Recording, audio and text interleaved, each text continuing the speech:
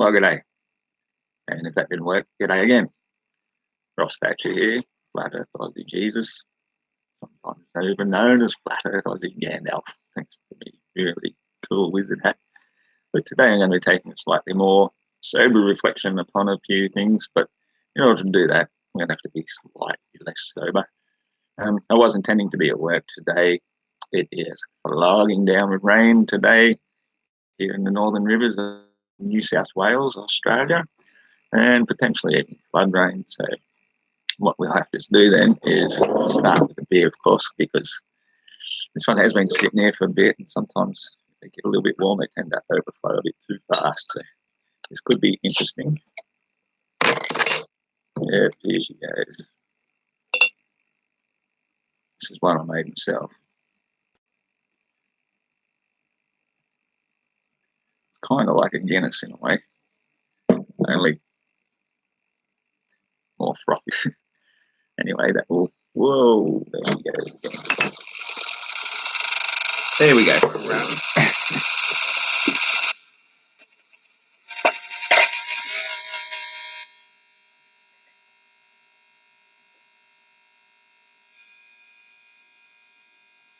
So glad I had a backup blast. Don't you start making that noise. Yeah, laptop's getting a bit. That fixes it. Alrighty, well, now we've ironed out a few bugs. There's this one particular bloke, I don't even know his name, I've never seen him before, but he annoyed the shit out of me last night. This one's the one to watch. Always fun games around here. And cheers, don't you?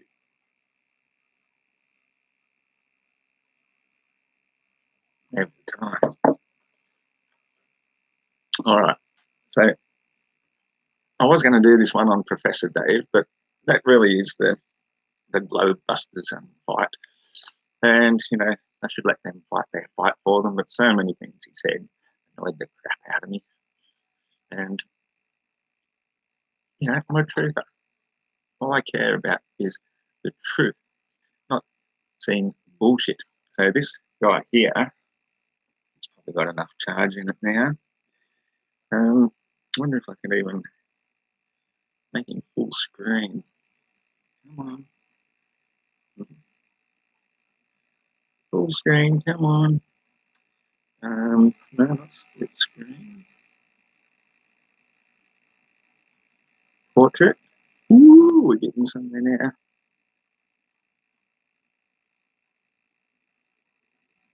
Still not full screen. There it is. Now, I don't know how well this is going to work, of course, because you know me.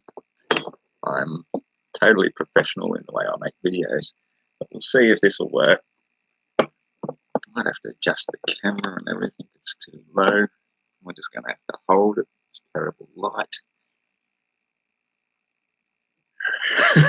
About putting it up like that. How's that going to go? That might work. Hey, let's have a listen to this young fella.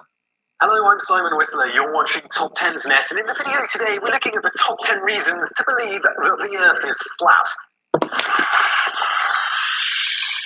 According to the esteemed font of scholarly knowledge known as Wikipedia, the Earth is an oblate spheroid. However, according to the Flat Earth Society, who have the word Earth right there in their name, the globe is actually a big flat disk, gravity is a lie, and NASA is the most powerful... Okay, before we go any further, tell this moron the Earth is not a disk. If you're going to go and make videos debunking the flat Earth, at least first and foremost, find out what it is you are trying to debunk. There's not a single flat earther alive today. Well, maybe there are some. They're not all the brightest bunch of people. None of us think of it as a disk in space. You are trying to debunk the wrong model 100% altogether. Let's listen to the rest of your crap. Commercial entity on Earth, which we think sounds a lot more likely than all of that science crap they taught us about in physics class. That's when we decided to list the 10 most convincing reasons that the Earth might actually be shaped like a pancake. And just in case it's not clear, this list is made with incredible sarcasm. Number 10, East Coast to here. you're part of an exclusive club. When you're one of the sheep who believes that the Earth is shaped like a slightly overweight basketball instead of a kick-ass... Just doing a debunk video, so I'm not really going to be paying a lot of attention to the chat. But hey, whereabouts on the East Coast? I'm not far from Byron, actually. And as I say, I don't know if you heard me earlier, absolutely flogging down here today. Hence why there's no work. So hence why I'm going to sit here and rip the shit out of this knobhead. Come on. UFO or mountain-covered frisbee, you're one of 7 billion other people who've been fooled by the man.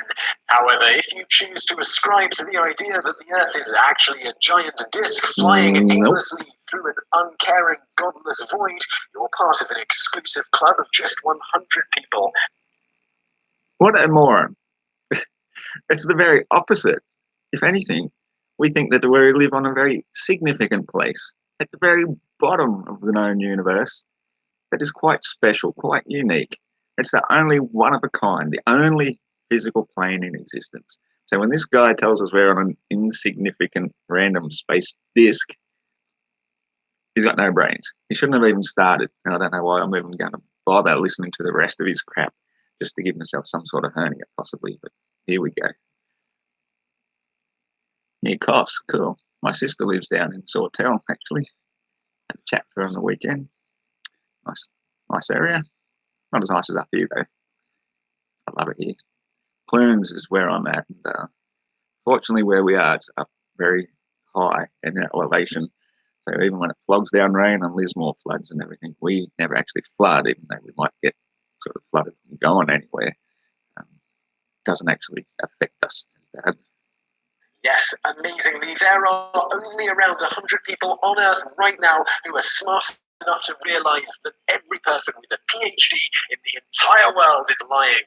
According to the Flat Earth Society, they had over 3,000 members in the 90s, but after a fire that was probably started by some butthole working for NASA, they lost all their records and had to start again.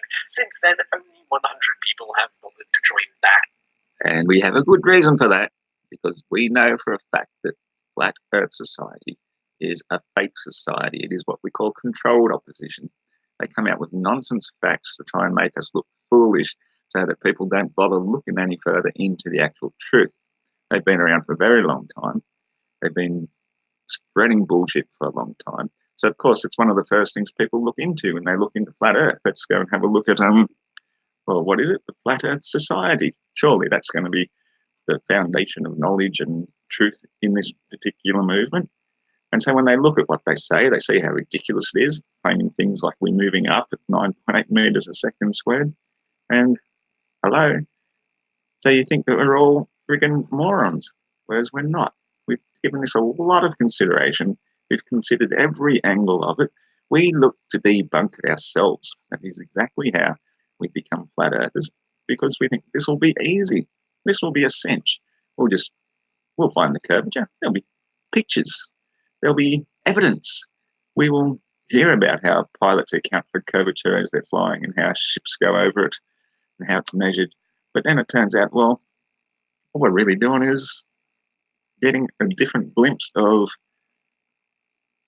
convergence, distance, where everything converges towards the center, creates this concept of the illusion of curvature, which instantly disappears when you get higher. So let's listen to what else this morning has to say. Meaning there are less people in this club than there are rhinos left in the wild. But hey, don't let that fact fool you into thinking this is just an idea held by random idiots online with nothing better to do. Because, number 9, a bunch of highly influential people also believe the Earth is flat. When it comes to the flat Earth arguments, you could be fooled into thinking that those who believe in the ludicrous idea of an orb-shaped planet have the upper hand because their ranks include, well, every scientist of the last 22 centuries, the president, and also the... Well, the last 22 centuries. Let's consider what else these scientists have gotten right. Oh, yeah, fuck all. So to think that this one little thing they got was right, but everything else is completely wrong, that quantum physics has now pretty much taken the place of everything else, but they got the shape of the Earth right. That's the only thing in 2,200 years, and therefore popularity and strength in long period of time. It works for the globe, but not for any other scientific theory. In fact, we often get laughed at as because it's ancient superstitious belief that discredits us, that we were believing it 500 years ago. Well, yeah, that's a bit more modern than 2,200 years ago when some Greek philosopher was measuring shadows of sticks and looking down wells that proved nothing apart from the sun being far more local and doing what you'd expect it to do at various latitude lines at different times of the year. So depending on how close you are to the equator, when it comes to the equinoxes, then the closer you are to it, the less shadow you will have on an equinox, because that's the direct line that the sun is going around. In fact, it's constantly going around. People are often lambasting us for not having a model, even though I keep describing a model. The model is North Pole in the center, the sun going around the equator, and the two equinoxes are when the sun is at the mid-height between the two solstices. The solstices, we just went through the winter one, where the sun is highest above us. So it spirals up in a big spring-like sort of loop, and then it comes back down again to December 22nd. So with June 22nd at the top, December 22nd at the bottom, and then distance and height make it appear to move in bigger or smaller circles. But they're not actually going in bigger or smaller circles. You watch when you make a spiral, and as I bring this same size spiral closer and closer, doesn't it look to be getting bigger and bigger? Make it go back and it gets smaller and smaller, the same size spiral. That's what distance does. It makes things appear bigger or smaller due to the distance. So that's all that's happening. Sunlight, direct sunlight through the least amount of atmosphere, still causes a summer in the far north, even though the sun is furthest from us. So our model makes perfect sense if you can understand perspective. It all boils down to perspective, and it's not just that one tiny little aspect that artists take into consideration when doing a landscape or streetscape. That's just one tiny part of it. You'll notice that they always go to a convergence point, and that point is the point beneath your feet, which you cannot see through it, but it still rises up to eye level. That's the first rule of perspective. What it does when it reaches that point is it creates an obscurity point because you can't see through it.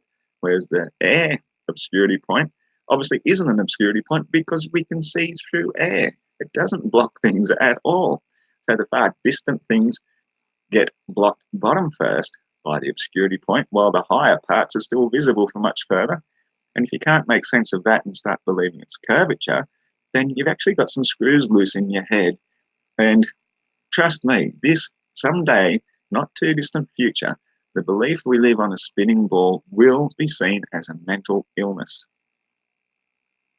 Guy who animated What's New Scooby-Doo, and probably some other important people. There are, however, some fairly prominent and influential flat earthers out there, like Mohammed Yusuf, the former leader of Boko Haram, that group that explicitly says they hate Western education and make the majority of their living in royalties from keeping CNN afloat when it isn't election season. If having one of the most repugnant men in history support the view that the Earth is flat doesn't convince you that it's a totally legit theory, how about learning that the most repugnant man in history also apparently believed it? Yes, we're talking about you, Hitler, who is apparently greatly respected by a subsection of flat earthers because he's allegedly the only person known to have seen the end of the Earth during a visit he totally made to Antarctica that only flat earthers seem to know about. Wow. What a mouthful of shite you've come up with there. First of all, we know for a fact the way propaganda works. We know for a fact that the Germans were probably the last organised group of people to actually stand up towards the tyranny which is currently ruling this whole world and sending us towards a one world government. We know that it takes greater evil to destroy great evil doesn't make you better. When you hear about the things that we did to the German people, carpet bombing them through the night, and as they're fleeing in the morning, flying in again and carpet bombing the innocent civilians, women and children, as they're fleeing the cities, ancient cities destroyed by us, the victors, who get to write whatever we want in the history books. So while Hitler may or may not have been some sort of tyrant, I'm leaning on the side towards no, he was one of the greatest leaders in history, and because he got smashed by a group of people who were able to convince America to come and join in with more false flag operations to come and save a defeated England that Hitler was already trying to give very generous peace terms towards at the end of the war. They came in and they smashed Germany when everybody was pretty much already defeated. They'd had enough. They were being starved. The Allies had cut off all their food supplies. So people in the prison camps in there for their own protection were being starved to death. They were getting typhoid. There was all sorts of things. And it's well known, if you look up Eisenhower and the 1.7 million German men that he systematically starved to death after the war, then I think we'll see who the real tyrants really are. So now, back to the subject of flat Earth. If Hitler did or did not, in fact, go to Antarctica, it's neither here nor there. I've never actually heard a single flat earther talk about him ever going to Antarctica. I've heard many rumours about German U-boats exploring Antarctica and perhaps finding a gap under the ice and finding another land on the other side, the one that Admiral Byrd may well have spoken about. And we also know what happened with Admiral Byrd, Operation High Jump, Operation Deep Freeze. There are multiple operations that sent America packing in the 50s back from Antarctica, retreating. For whatever reasons, they're not telling us the truth, but basically the rest of the world has now signed a treaty which basically makes it off limits. It's not a place to go exploring. Sure, you can go on cruises, you can go visit a few bases, you might even get to go see a fake South Pole or something if you want, a ceremonial pole, but whatever is happening in Antarctica is being hidden from the general public, and it's not just something that you can do on a day trip to go and explore for yourself. It's not just a simple matter of going and chartering a boat. You're talking about something, a major, major expedition. And even if you hit the ice wall, then what? Then what? What, are you going to breach the ice wall? You're going to cross some of the highest mountains in the world with the coldest temperatures known to mankind, minus 100 degrees Celsius plus, no food, no shelter, no fuel, nothing to support except for what you bring with yourself. And then you get to the other side, then what? Did you drag your boat over the mountains with you as well? It's a ludicrous concept to think that flat earthers have any interest whatsoever in going to Antarctica at this time. If we did, and if we find a good reason to go someday down the track, it will be because we're doing it in helium dirigibles powered by compressed air, which are able to harness the external air so that they're basically running on free energy, a device I've been working on personally for some time, mostly mentally, conceptually. I still haven't made a working model of it yet, but I'm getting there. I'm getting there bit by bit. So anyway, the whole point of Hitler and Antarctica has got nothing to do with why people know and understand we live on a stationary planet Earth. Next. But hey, if Hitler isn't your thing, you may still want to reconsider dismissing the flat Earth theory outright, because if you choose to believe it, you get to number 8, live in a world like Game of Thrones. We wrote an article a while ago about how unrealistic some of the elements in Game of Thrones are in relation to the section of history it takes influence from, and we'd like to apologise because, holy crap, you guys, the wall is a real thing. You see, according to flat earthers, the world, rather than being a bloated sphere, is actually a rounded disc surrounded by a several hundred-foot wall of ice, which is why the oceans just don't spill out into space and land on Jupiter. Of course, nobody has ever seen this wall because NASA diverts planes away from it, as well as stationing guards at the top to shoot anyone except for Hitler. Okay. Howdy, hippie. So let's say good day. And Etienne Forget. G'day as well. Good, thanks for dropping by. Just doing a debunk of this mad moron top 10 reasons to believe that the Earth is flat. He's doing a real sarcastic sort of video, as you can probably tell. Now he's talking about the ice wall. Well, at least we do recognise that much of it, but no, we don't talk about armed guards around it. He's just pulling more stuff out of his ass. A few people have suggested that, yeah, it is pretty well armed and protected, but that's mostly to do with the fact that you can detect boats from very large distances with radar. That's pretty much all you need. You can then send out a fighter jet or another ship to go and intercept it and tell them you're entering into waters that you're not allowed, you don't have permission to be here, and they'll turn you around. And if you decide to keep on going, well, then they might just turn around and decide to sink your boat or something, who knows. But the point is, you're still going into such treacherous conditions, such inhospitable conditions, that you'd be a madman to want to go there in the first place. So again, back to the helium dirigibles, we might have a sensible reason to want to go exploring it, where we can take all the food we need, fly over the top by avoiding all the dangers and hazards, and seeing what there is over there that Admiral Byrd found and what perhaps these German U-boaters found that refused to come back. So it gets too close. While we have no idea if any of these guards dress like Jon Snow, we're going to assume that they do, because what in the hell else is a person tasked with guarding the literal edges of the Earth? That's right. Yeah, he's talking about a fictional television program show. Now, don't get me wrong, I think there's a lot of, what would you call it? I can't think of the right term at the moment. A lot of where they reveal the truth to some degree or another in television shows, but they do it as a fictional show. So for them to introduce the ice wall in this very, very popular show, which I haven't watched at all, so I don't know a damn thing about Game of Thrones, so I'm not even going to comment about the show itself.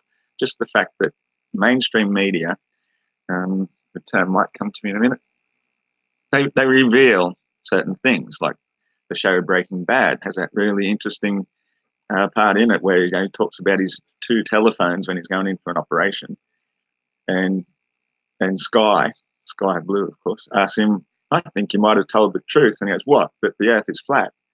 That's a very telling sort of line in that, and the fact that his famous ice is blue, and when we look at Antarctica and other hidden things about Antarctica, some stuff has been released. Like this one guy who was a helicopter pilot, I believe. He got to hang out with the scientists a lot, and they showed him this stuff called blue ice, and it can only be studied in Antarctica, because when you have it on your hand on a glove, because it's so freezing cold, when it melts without forming a liquid. It just evaporates altogether. So they can't study it anywhere except from the deep freezing cold of Antarctica. So there's this thing called blue ice, which a lot of people speculate might be what the firmament and the dome is actually made of. When we think again back to, put that down for a second, to Admiral Byrd's reconnaissance mission, Operation High Jump, Operation Deep Freeze, that was meant to be a reconnaissance mission, which is said to be to recover a large drilling machine, which was drilling through this ice wall because they couldn't get through it any other way. But this ice has this ability to repair itself. So the deeper in they got, the more it got swallowed back up again by the ice. And so that's why it was a reconnaissance mission, to try and go back and get it. So there's this mysterious substance. Perhaps it's something akin to frozen hydrogen, frozen helium. I don't know exactly what it might be, but it does sort of make a lot of sense. Now, whether or not there is this invisible or visible wall barrier, again, doesn't necessarily debunk the fact that there might be a firmament. And this is one that I sort of came up with myself when somebody was asking me the questions one day on one of these live chats. They said, "Why does ice float just under the surface of water?" I thought, well, that's an interesting question. Why does it? Well, ice is water. It's expanded water slightly, so it's got a buoyancy factor in water. What about if gas, like helium, I'm just going to pull that one off the top of my head because I know it's one of the ones that goes up really high. What if it, once it's up sufficiently high, creates a frozen layer that floats just under the top surface of a helium barrier way up very high? And that's therefore the biblical explanation for the firmament. They use the word brachia, means literally translates to stretched out like a tarpaulin. It doesn't mention a dome. It mentions stretched out like a tarpaulin. So if up sufficiently high, we've got this firm barrier of something that we cannot penetrate, and also air gets insufficient density to give us any sort of thrust or lift of any sort of flying vehicle. That is why we cannot crack this highest glass ceiling, so as they call it. So yeah, ice walls. Thanks for letting me on that one. I might just read a couple of comments to change topic for a sec.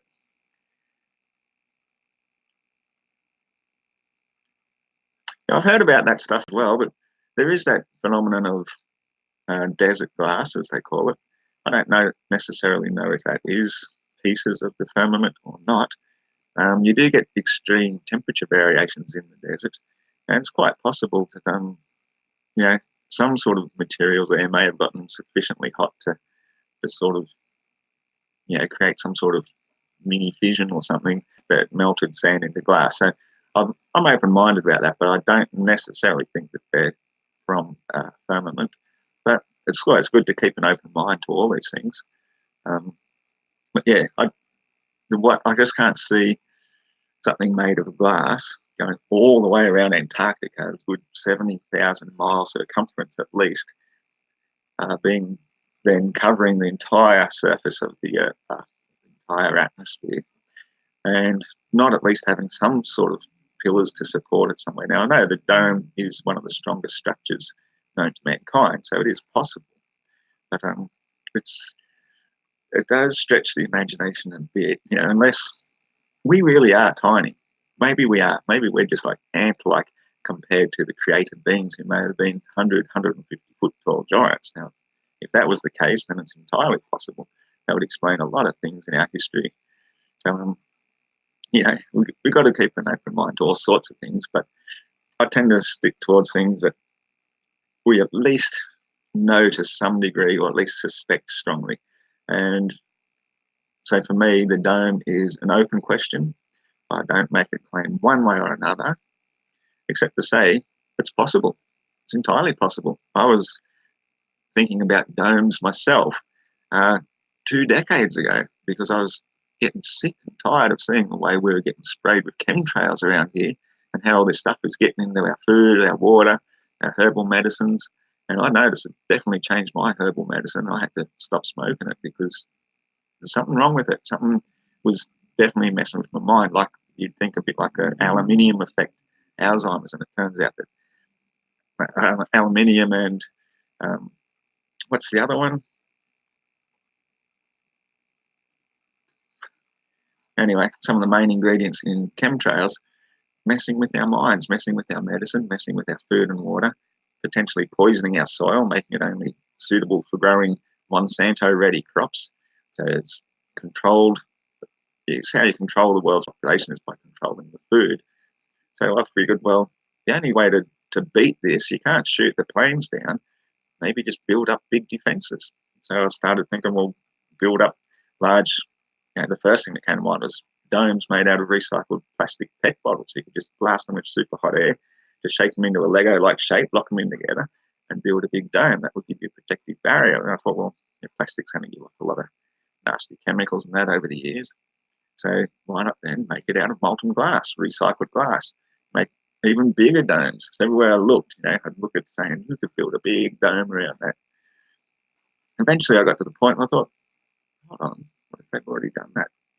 Just on a much, much, much bigger scale than what I've even thought about. So there is definitely room for speculation.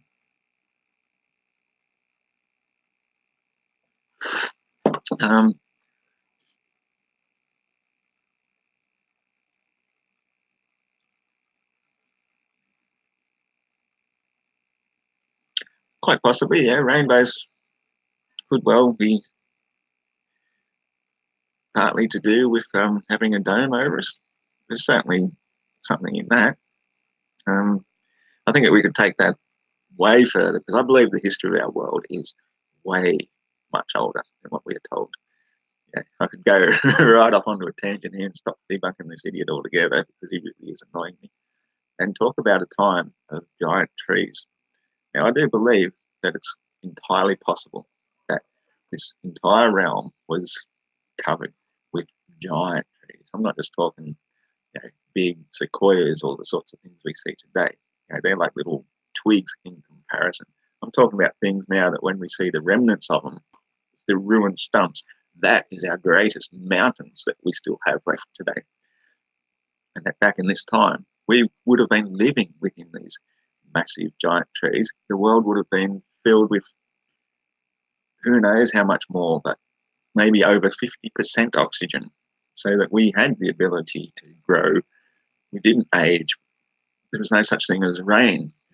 The climate would have been perfect. We lived perpetually. We grew to be giant beings ourselves. And sometime along the way, a major destruction came in. They were all destroyed, cut down, and basically burnt. And I think that is then the burning of them, the ash from possibly 100 years of accumulated ash in the atmosphere, blacked out the sun for so long. That's why basically nocturnal animals are one of the ones most prevalent alive today. That it caused some sort of petrification of these tree stumps and the tree ruins. And that's why most of it has turned to rock. There's evidence of giant beings, if you care to look into it, mud floods and so on, that say that some sort of petrification event has happened in our history.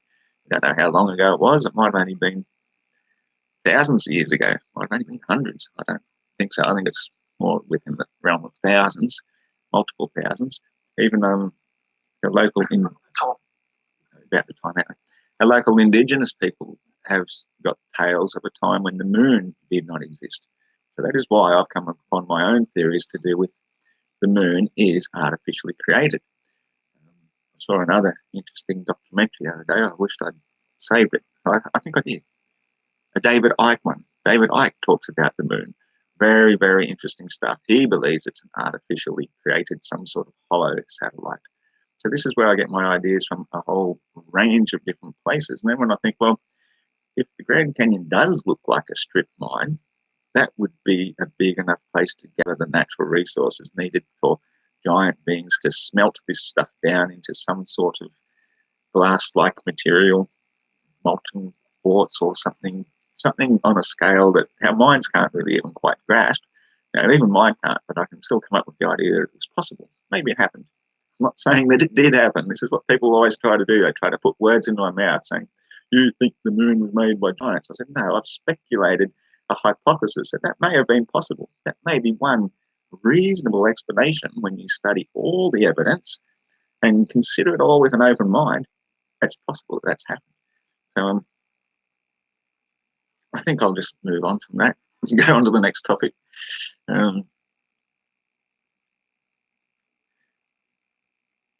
I don't know if the moon's a hologram. I've suspected that at times as well. You often see that projection star nearby, which may cause it to be a hologram. But I've spent, most of my life actually fascinated by the moon. I remember when, 5 years old, going for a drive one time. We were, going through Sydney, which was a rare event for us as kids, growing up out west, Bathurst. And I'd watch the moon following us, and I was just fascinated by it. And so all my life I've been fascinated by it. And to be honest, the phases work perfectly over a flat stationary Earth if it is illuminated by the sun. It's just how it works. The full moon always rises at sunset, which means that's when they're opposite each other. And then the next day, the moon rises 50 minutes later.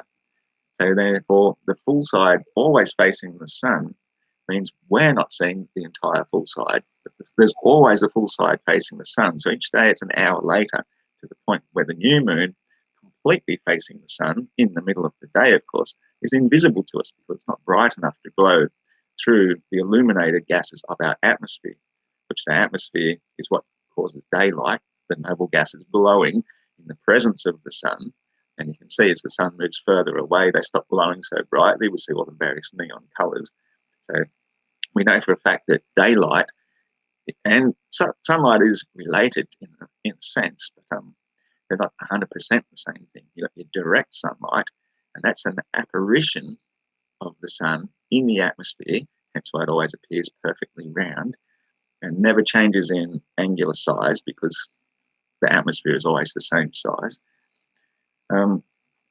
That apparition is not the real sun. The real sun could be way, way higher.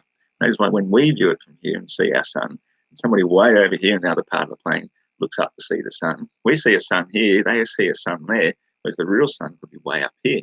That is why you cannot triangulate the distance of the sun.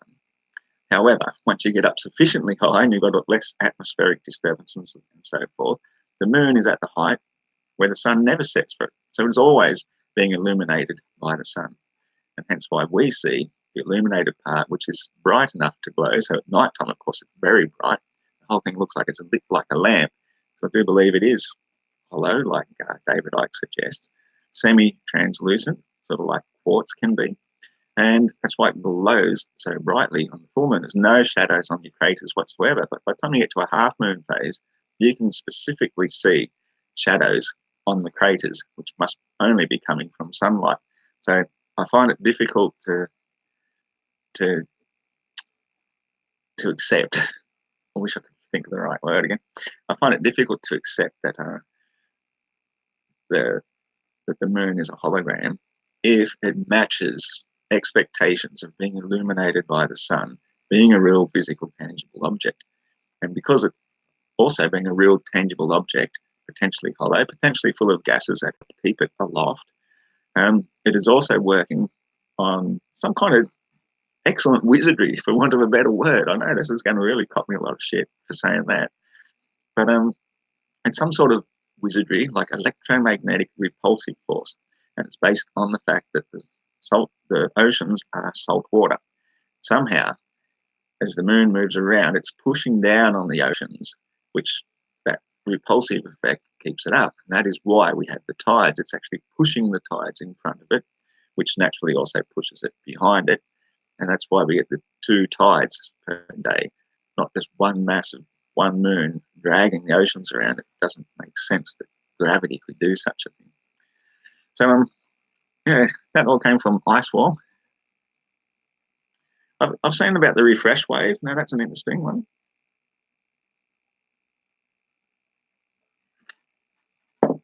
Crow 777 has filmed it, made it famous, the lunar wave, as they call it. And often it comes double waves. What else moves like double waves? Like when you throw a rock into water, it comes out as ripples. So that could simply be something that has hit a firmament of some sort, and it's creating ripples go across it. And because we only see that one little window of the moon and that line going past it, that could just be one part of a giant ripple passing the moon. So again, it doesn't prove that it's holographic. There could be another logical explanation. But yeah, always good to question everything.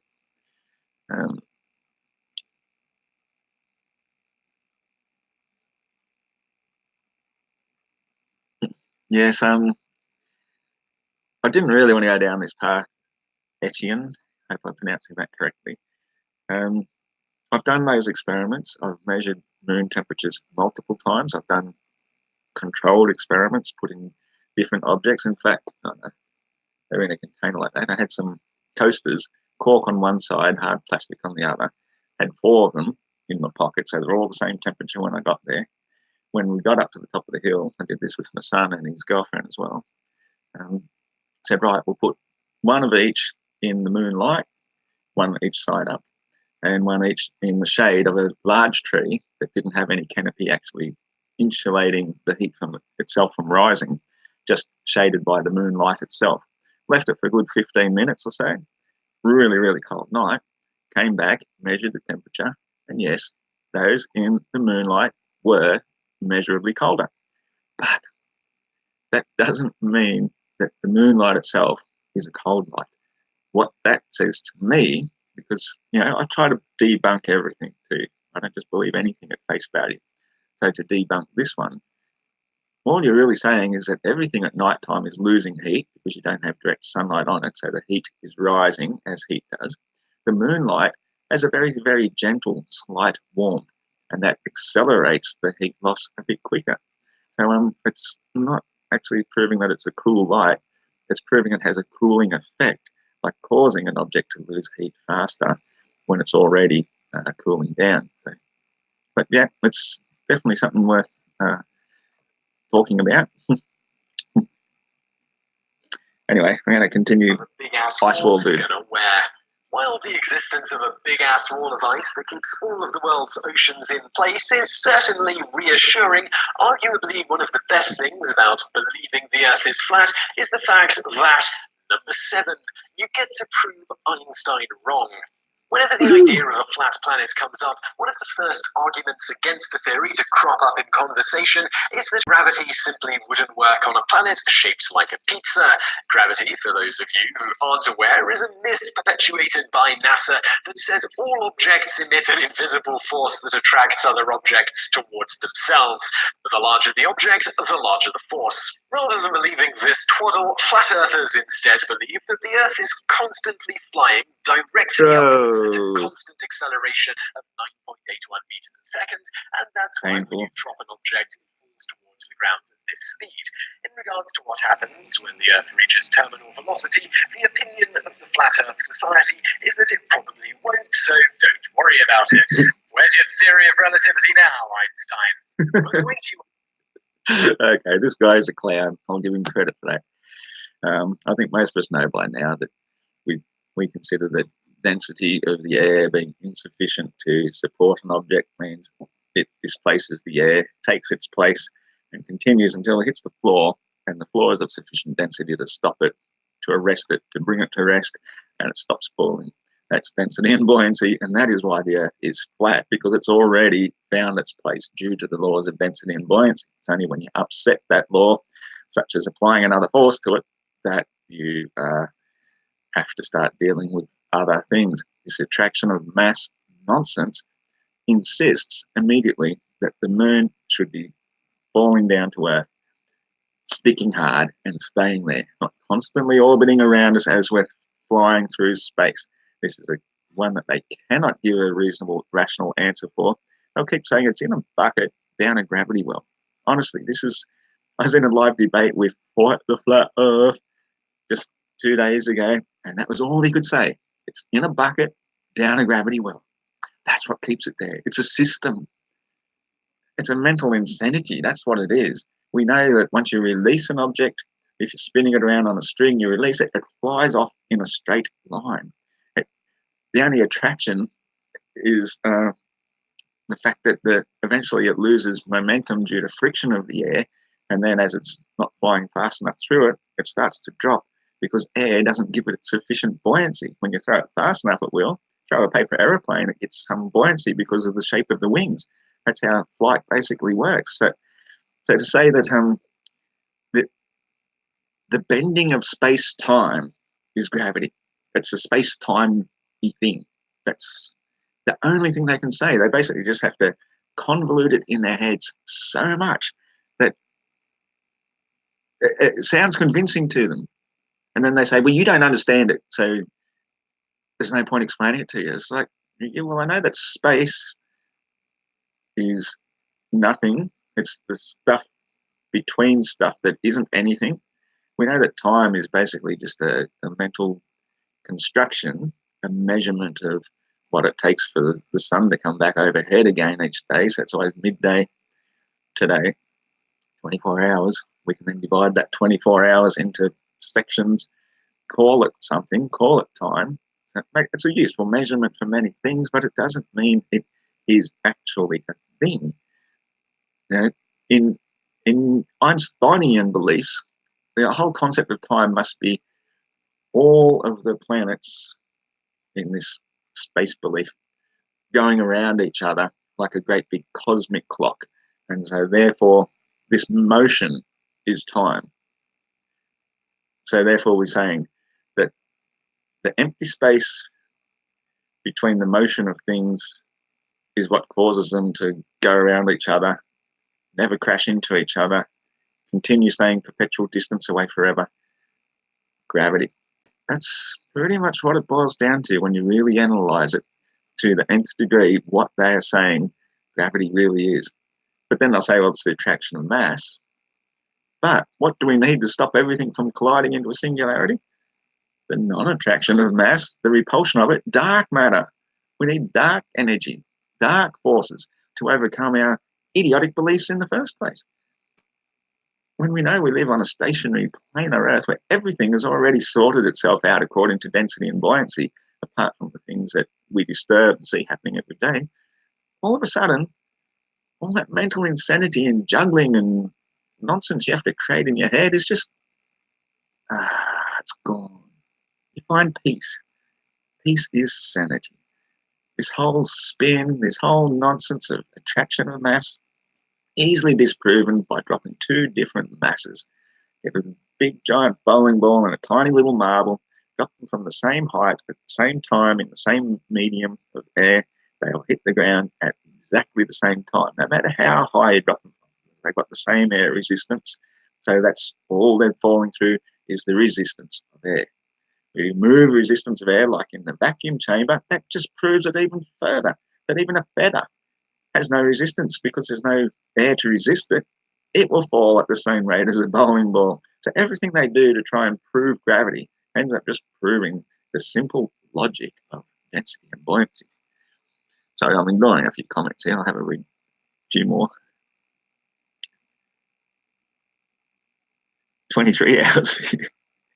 Liars always have a new lie to replace the old ones. That's the thing. They not only have to replace the lie with an old one, but they also have to add a lie upon a lie.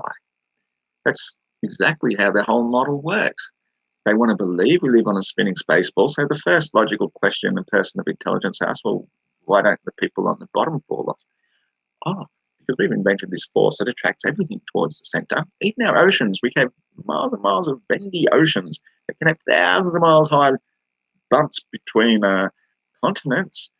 And this force pulls everything towards the center. So they're flat and level, but bendy. Globe logic. I mean, it just cracks me up. The stuff that they pull out their asses. Anytime you're lost out at sea, according to globe logic, just point your boat downhill in any direction and it will just go over the curve and you'll soon hit some land. Unfortunately, when you get to that land, though, it will keep following the curve. And for reasons, ocean doesn't keep flowing over it. But hey, you got to keep a story going once you start with it. Canada. Bendy oceans. I've never quite been to Canada. I got as far as Northern California when I was 16. I spent a year over there being an exchange student because I started school really young. I was one of those kids that was too bright, too bored. And I actually walked to school when I was barely 4 years old. My brother was going there. It was only like 8 city blocks or something by myself. And so they decided they'd start me early. They could always repeat me if need be. Every time they went to repeat me, one of the teachers goes, no, I don't want him back. He's a pain in the butt. He's one of those kids that's always talking, and when you turn around and say, what did I just say? I'll tell them exactly what they just said because I pay attention. So by the time I reached 16, I had that sort of a year up my sleeve, and I thought, yeah, I'll be an exchange student. California seemed like the place to be. So I loaded up. I didn't move up the chart, but how the song goes. I got to a place called Corning. That was the second place I went to. The first one was called Cottonwood, tiny little shit spot up near Reading, Chico, that area. So anyway, that was a year out of my life that I was glad to be back home again. Australia is the place to be. So yeah, I nearly got to California. Went to Mexico for a day. That was interesting. That's another story for another time. I think I need a drink.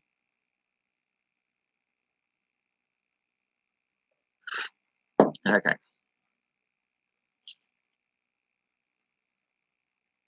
Interesting. Seen a video of some dudes who filmed the odometers in their cars and crossed Australia and proved it's longer than what the maps say. That is very, very interesting. Of course, you do have to take into consideration the fact that, well, it is one of the longest single straight roads in the world, crossing over the Nullarbor, I believe. But you will have to take into account topography, going up and down, windy roads, all that sort of stuff. So there is a few variables that you'd still have to take into consideration, but it would be very, very interesting to see it done multiple times, multiple places. Either way, I don't think that anything we're told is the truth, regardless. So whatever they show us on the nightly news, on the weather, here's the satellite image of Australia, and they show like a ball, and it's like Planet Australia. Well, I haven't watched the news for ages, but last time I seen it, that's how they're sort of showing it. I was thinking, well, whatever they're trying to show us and tell us could be anything they want. We've got no way of proving one way or another what shape Australia truly is. Um, we don't have the technology to go up in a spaceship, look down and take a picture. We're just told that these satellite images are the true image of Australia. They show some swirly lines going around. These are the weather patterns. When I was a kid, up until about 15 years ago, in fact, the weatherman never, ever got it right. They were wrong every time. They give you a chance of rain, prediction of rain. Today, they have spent less and less on advancing the technology to detect the weather, but they get it right 99.9% of the time. They're quite accurate nowadays with their predictions. We were told last week, this week it's going to rain. Yesterday it flogged down. Today it's flogged down. Sun's actually slightly coming out now, actually. How can they be so accurate? I'll tell you how. They control the weather. They've been doing this now for at least 2 decades, if not since the bloody 40s and 50s, when they first got in aeroplanes up there and started spraying chemtrails and chemicals and all sorts of different things, cloud seeding and so on. They've got it down to a fine art now. Now, I know for a fact when I first started looking into chemtrails, one of the great, we shouldn't say great, one of the higher up military guys from the US said, boldly stated, that by the year 2025, we will own the world's weather. Now, you do not make a bold statement like that if you aren't already well on the way towards doing it. That is why they are so accurate now. That is why they can create floods, they can create droughts. That's how they control, again, human population. If, say, that there's a particular crop they don't want to be successful this year, they just go and wipe it out, which they did a few years back to, say, all the bananas up at Innisfail. They go and wipe them out with a big cyclone. Then all of a sudden, all the people down in Coffs Harbour growing their bananas, which take 2 years, they're suddenly getting like $10 a kilo or something for their bananas because they're normally only getting $1 a kilo, if that. So, it's all about control of population. And the more they're experimenting on us, and the less that we take notice and sit up and say, hey, we see what you're doing. We know what you're doing, and we don't like it. They're just going to keep doing it. They're going to say, oh, people are too ignorant. They don't know. Just make fun of them. Call them conspiracy theorists. Let's put a few controlled opposition out there to just badmouth them. Well, you're just a conspiracy theorist, you nutter. Blah, blah. And all it takes is a few people like that to plant seeds, and so the rest of the people go, oh, yeah, I didn't see that on the TV. He must be a nutter. That's how it works. That's how it's been working for ages. I should know. Being a conspiracy theorist, as I get labelled all the time, I've seen it working over and over again, any subject whatsoever. And of course, Flat Earth being the mother of all conspiracies, hey, this is the one I've been waiting all my life for, really. Back in 89, wow, that was when I was in California, 88, 89. It is an amazing country. 2,000 kilometres more or something. Now, that would be very telling. Canada is small. It's interesting because the information I was given when I went to the States was that basically mainland Australia and mainland USA, without Canada, was more or less about the same size. So if it turns out that these northern continents in towards the centre are in fact much smaller than the southern ones, that would explain why Africa is so big. It's southern. Australia would be much bigger. It's southern. South America, therefore, is possibly also much bigger than what we're shown on the maps. We've already seen some of these other maps, what the different projections and stuff they like to use, how they used to show Greenland, was it Iceland? Iceland, Greenland, one of them, about the same size as Africa, whereas Africa is in reality 13 times bigger. So we've been fed false information, false images all our lives. And it's only a matter of time before we get to the bottom of all the rest of it. And hey, Flat Earth is the way to go.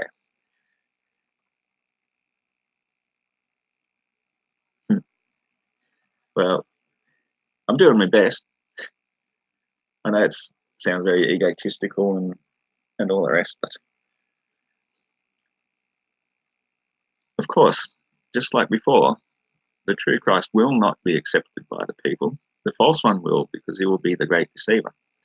So, you know, happy days.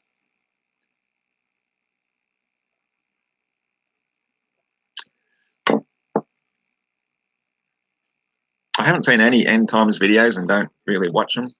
I don't believe in end times at all. I believe we're coming into a time of great abundance.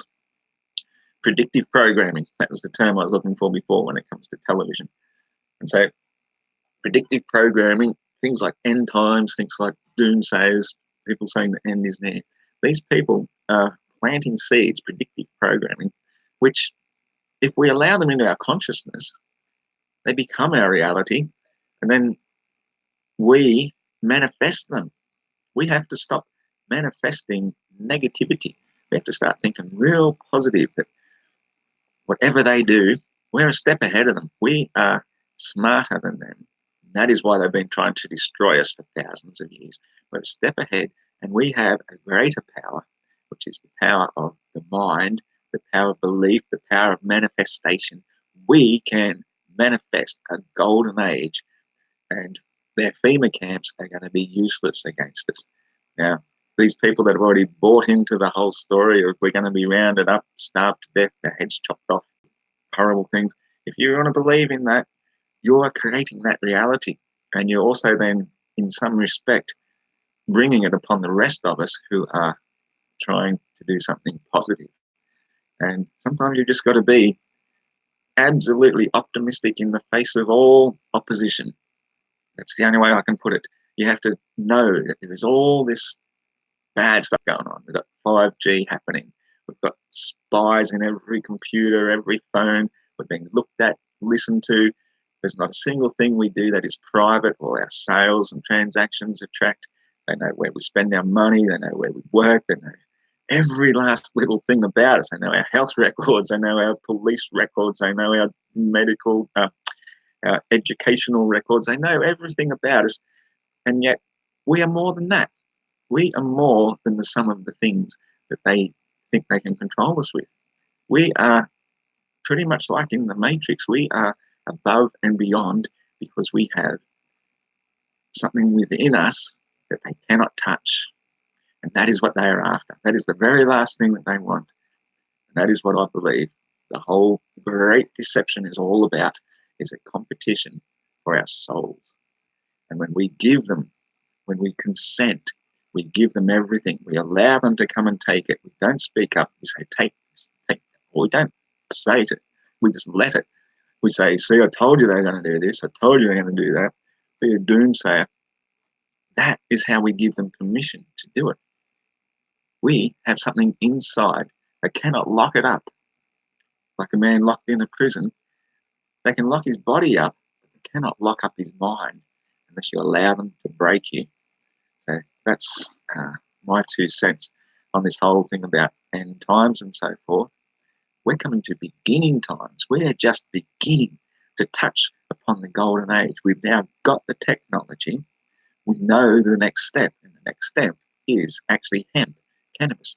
That is going to transform this world into a place of such abundance that we have never seen the likes of for possibly, I don't know how many thousands of years. We once lived in greater times. And the reason they have these great buildings, this great architecture, the pyramids, all of this stuff was made thanks to hemp. Hempcrete is the hemp herd mixed with lime and local rock dust. When you pour it into a mold, create something that lasts forever. It petrifies into stone. That is why we have these steel and concrete buildings falling down around us, because we're not making them with the same technology we had. What happened back in the 30s? They banned hemp.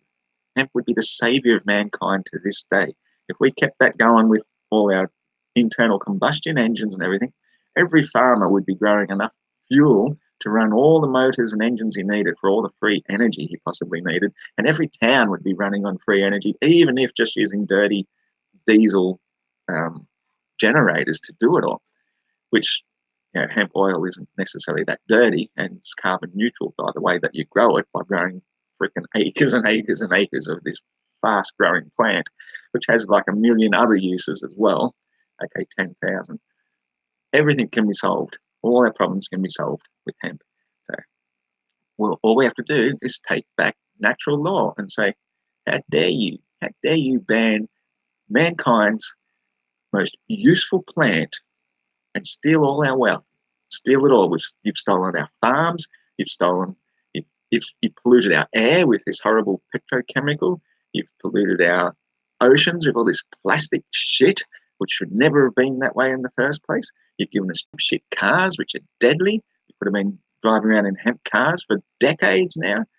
There are so many things where this world would have been so much better, except we allowed a small group of men, powerful men, mostly in America and Israel, to control everything. We know where the real axis of evil is.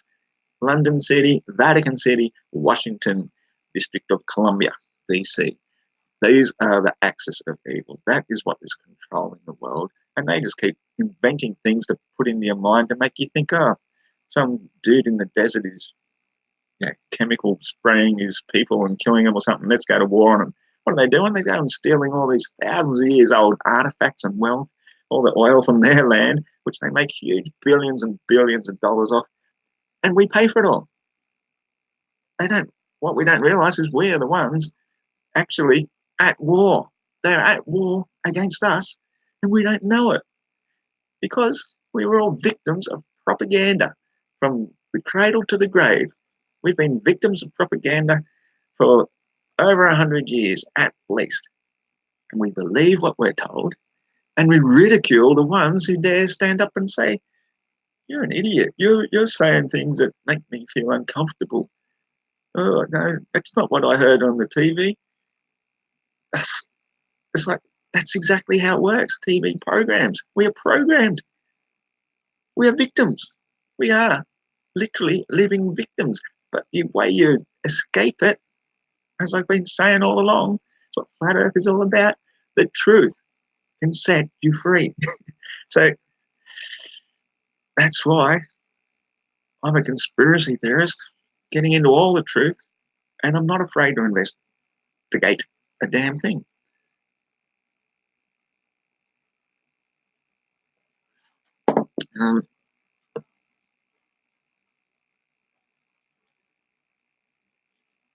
I see where you're coming from with that with the weather, but again, as I say, that's controlled. It's been manufactured. Here it is back again already, flogging down with rain, like hugely heavy flogging rain. Oh, thank you, Etienne. It's very nice of you. Cheers. Why does it turn off again? Just trying to get back to this guy because we need distractions in life. Let's go back to the distraction. Ask, if gravity doesn't exist, how is the moon kept in place? Well, the moon does have a gravitational pull and it does affect the tides, but the only reason it moves across the sky is because the Earth is spinning and it stays in place because it just so happens to be traveling the exact speed we do. As for why the Earth doesn't have gravity, if the moon... Hang on, man. See, this is exactly what we're talking about. The Earth is held in place by the gravity of the sun.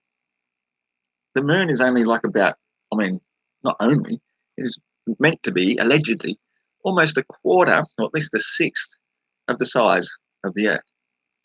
So if the sun has enough gravitational pull to affect the Earth and keep us in constant orbit about it, there's absolutely no way that the gravitational pull of Earth would be sufficient to overcome that of the sun to keep the moon clinging around us. And again, break it down logically. Break it down logically. What does the globe model say? The globe model says we're spinning at 1,040 miles per hour. That's irrelevant to the gravitational pull of the moon, obviously. But it also says that we're traveling in an orbit around the sun 66,600 miles per hour, which means that there are times with the moon going around us, the moon will be in front of us of the orbit, at other times behind of us of the orbit. Now, there's no possible way that gravity will have the moon flung around that side in front of us, the exact right amount, to then have it falling back around behind us and be pulled back in to stay a constant distance around us the whole time. That is absolute insanity. That is why I think, of course, they use the word lunatics for people who are insane, because to believe that seriously means you've got mental issues. It is not possible. Any serious astrophysicist will look and say, yes, the moon is too big and too close, and it is not possible for us on our heliocentric model, but it doesn't go with our training and it's not relevant, so we'll just go and talk about something else. That's pretty much how they deal with it. Anything that's too hard, sweep it under the rug, ignore it, move on to the next thing. It's in a gravity well, in a bucket.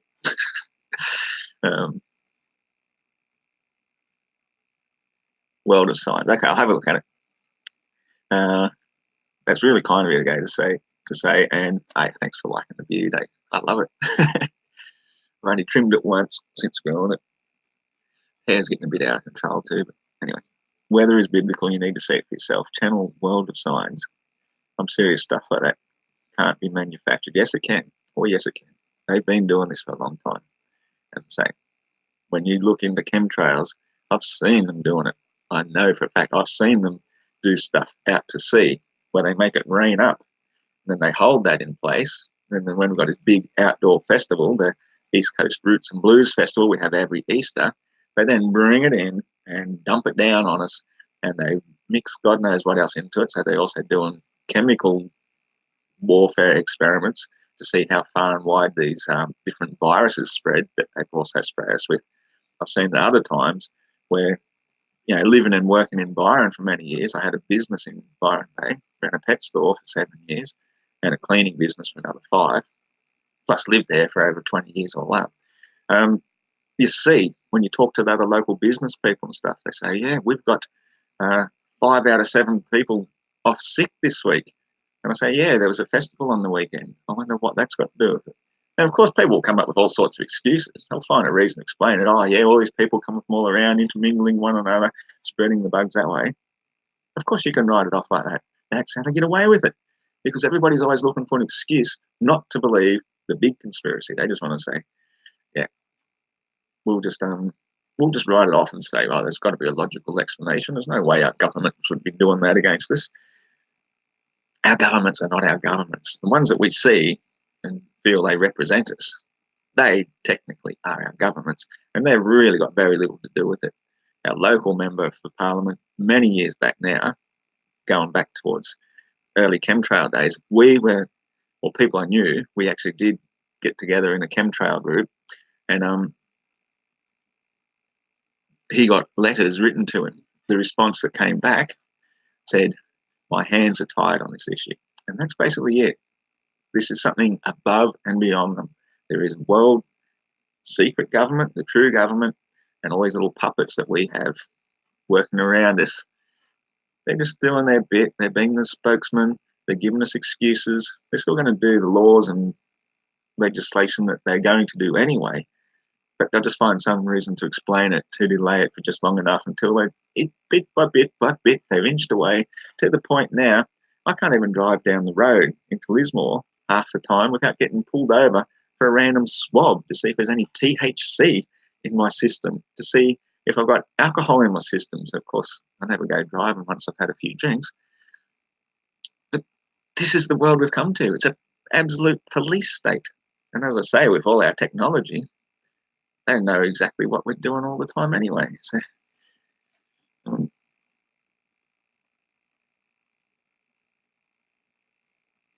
oh, no. This is something they're definitely hiding, manufactured weather. Trust me on that one.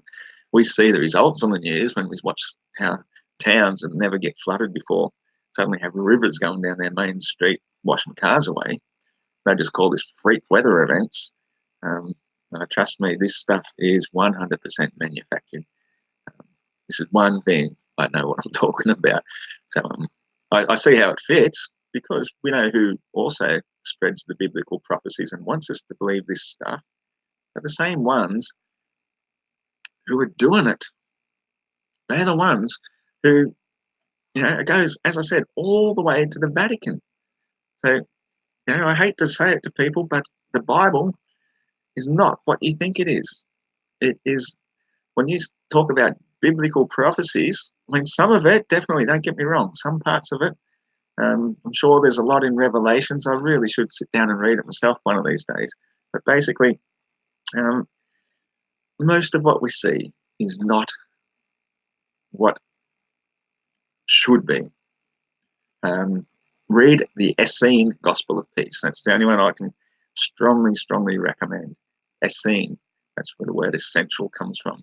Jesus was an Essene. His mother Mary was an Essene. These were a strict race of vegetarian people, vegan people living out in the desert with very pure sort of life. And the women, of course, were raised as virgins, which is why it was most extraordinary that a young, I think she was only 14, a young virgin should actually fall pregnant.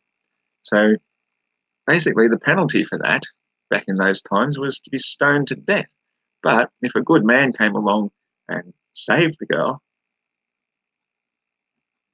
which is what Joseph did, and marries her, then they can sort of look the other way and say, well, she's got somebody to support her and a family. And of course, when this child was born, most unusual because he was blonde-haired and blue-eyed, he was treated a bit differently, but they could realize he was different. So anyway, I'm getting a bit off tangent here, but yeah, whatever you're reading in the Bible, I think read it with a grain of salt and realize that there is an agenda, and sometimes it's not always a good one. I'm just going to go back to this now to get off that topic. The official stance of the Flat Earth Society is just to try not to think about how ridiculous that is. Oh, and for anyone wanting to be clever and ask how do we have things like lunar eclipses, that's obviously due to an invisible shadow object that nobody has ever observed flying in front of the moon at random that you should absolutely believe exists just because we say so.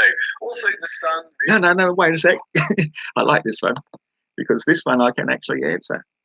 Because when I was saying before about with the moon, how the moon, when it's a new moon phase, the whole lit side is facing the sun. That's why we can't see it, because only the lit side is bright enough to shine through the illuminated atmosphere at daytime. Well, the theory goes, and it's got a lot of supporting evidence because I've seen multiple images of something that backs this up, is that there is a second moon which actually is constantly in a new moon phase going around the sun. That's why we never see it, because you cannot see through the illuminated gases of the atmosphere in daytime. That's why you can't see stars in daytime. You can only just see the lit part of the moon is just bright enough that it's usually quite dim in the daytime. So this second body, we've taken on the name Rahu, and I'm quite happy to run with that name because it needed a name of some sort. Rahu is like a second moon that is constantly going around the sun. And yes, every once in a while, when the moon is full, it does pass between the sun and the moon and eclipses the moon. And you can see this for yourself. Now, this is something I did 15 years ago now. I went to see a lunar eclipse. This was a big deal for me because I was right into believing the globe. My whole spiritual wisdom seemed to be around living on this beautiful spinning Mother Earth rock in outer space that had these amazing, miraculous things going on around it. And so I knew that I'd always go out, well, not always, but as often as possible, go out and watch a full moon rising, because it was always done at sunset, the most beautiful time of day. And it's the most amazing spectacle to see a full moon rising. So here, this one was a lunar eclipse. I was well aware of it in advance. It was coming up at about 9:15 p.m. that night. So it was only going to be, 15, 20 degrees up in the sky or something. And I knew that the only way that would be occurring is if the shadow of the Earth is coming between the sun and the moon, and the sun is dropped below us as the moon is rising up in front of us. The only way it could eclipse it is therefore if the Earth is right between the two, and the shadow should either be coming up from the bottom or maybe down from the top. Just depends on the whole parallax thing of it. I got a big shock.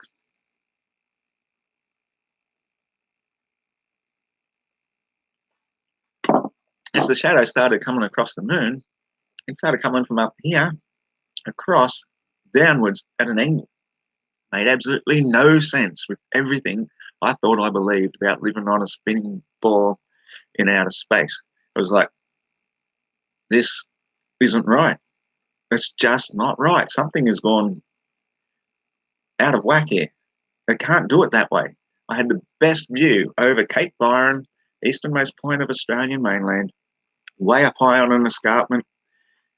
See the ocean, the Cape, see it all. Here's the moon, here's the shadow coming from the wrong place. The only way that could be possible if there's a second or some other, much less it's just the second, there might be multiple for all we know. There's at least one other, ones that the Chinese have often talked about, celestial body passing between the sun and the moon. And therefore, when it's fully blocked, the only light that escapes to it is from the Earth, being from the lit side of the Earth. Because our atmosphere absorbs all the blue light spectrum, that's why you get this ruddy red sort of color still illuminating it. But it was pretty darn freaky. I can say that. Like, I don't freak out easily. You know, I go looking for like haunted places and stuff like that. I've done all sorts of freaky things. I go to places most people wouldn't go on their own. Climbing places you shouldn't do on your own.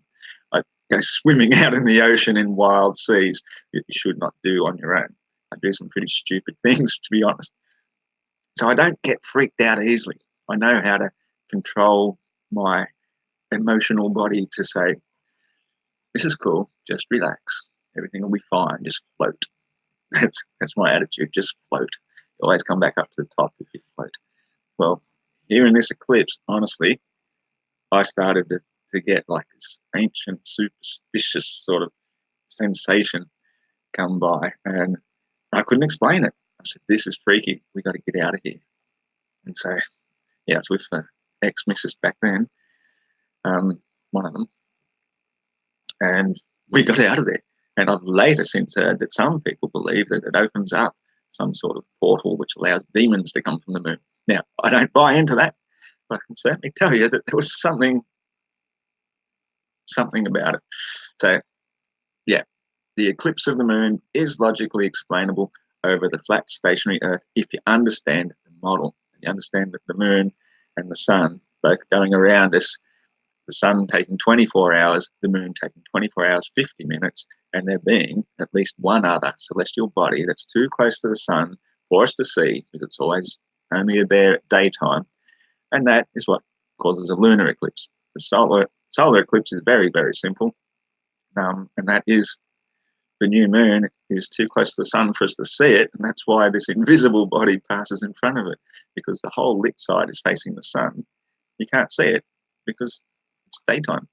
So eclipses are actually quite reasonable, logical, and predictable on a flat Earth model. That's what the astrolabe has been doing for a long time.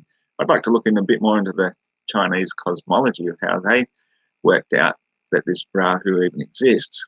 But according to the Chinese theory, they say there's like 5 or 6, maybe even more, other bodies which trail the sun, and that is where they get their whole dragon mythology from, is that the fact that the sun, being the fiery head of the dragon leading the way, drags the tail around, and Rahu is the tail of the dragon, which occasionally whips around, blocks the light from getting to the moon. So lunar eclipses can be explained. Yeah, we'll check out your answer. I have heard about them. Yeah, you have a good one too, Etienne. Sorry I didn't read them while you were going. If the Earth is flat, where can I go to fall off? Climb up your roof, Ebenezer. That's a really good place to start. And there's nothing to fall into. See that? Again, some people have got so brainwashed with what their concept of what a flat Earth could possibly even be, they think there's an edge that you can fall off and cats will push things off it. That's not how it works, mate. The way it works is there's one physical plane at the bottom of the known universe. The only physical plane at the bottom of the known universe, potentially infinite.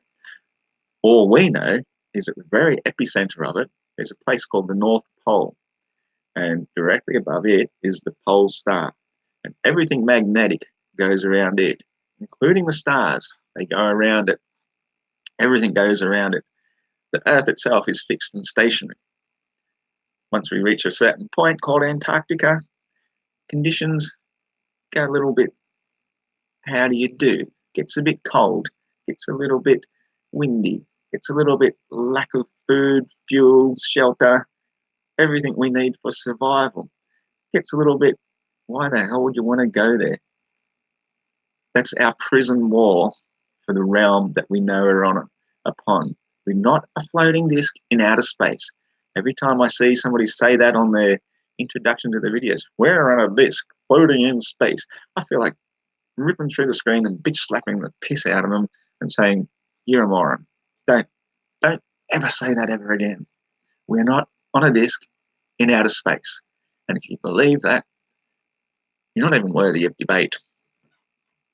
Fight the flat earth. That actually applies to you, because I think you use that on your introduction still. Have a good one, Etienne. Nice speaking with you. And yeah, I respect your beliefs, and those Urantia books, I have heard about them. Again, as I say, I think we get to write the script. We get to write the books. Let's write them how we want them.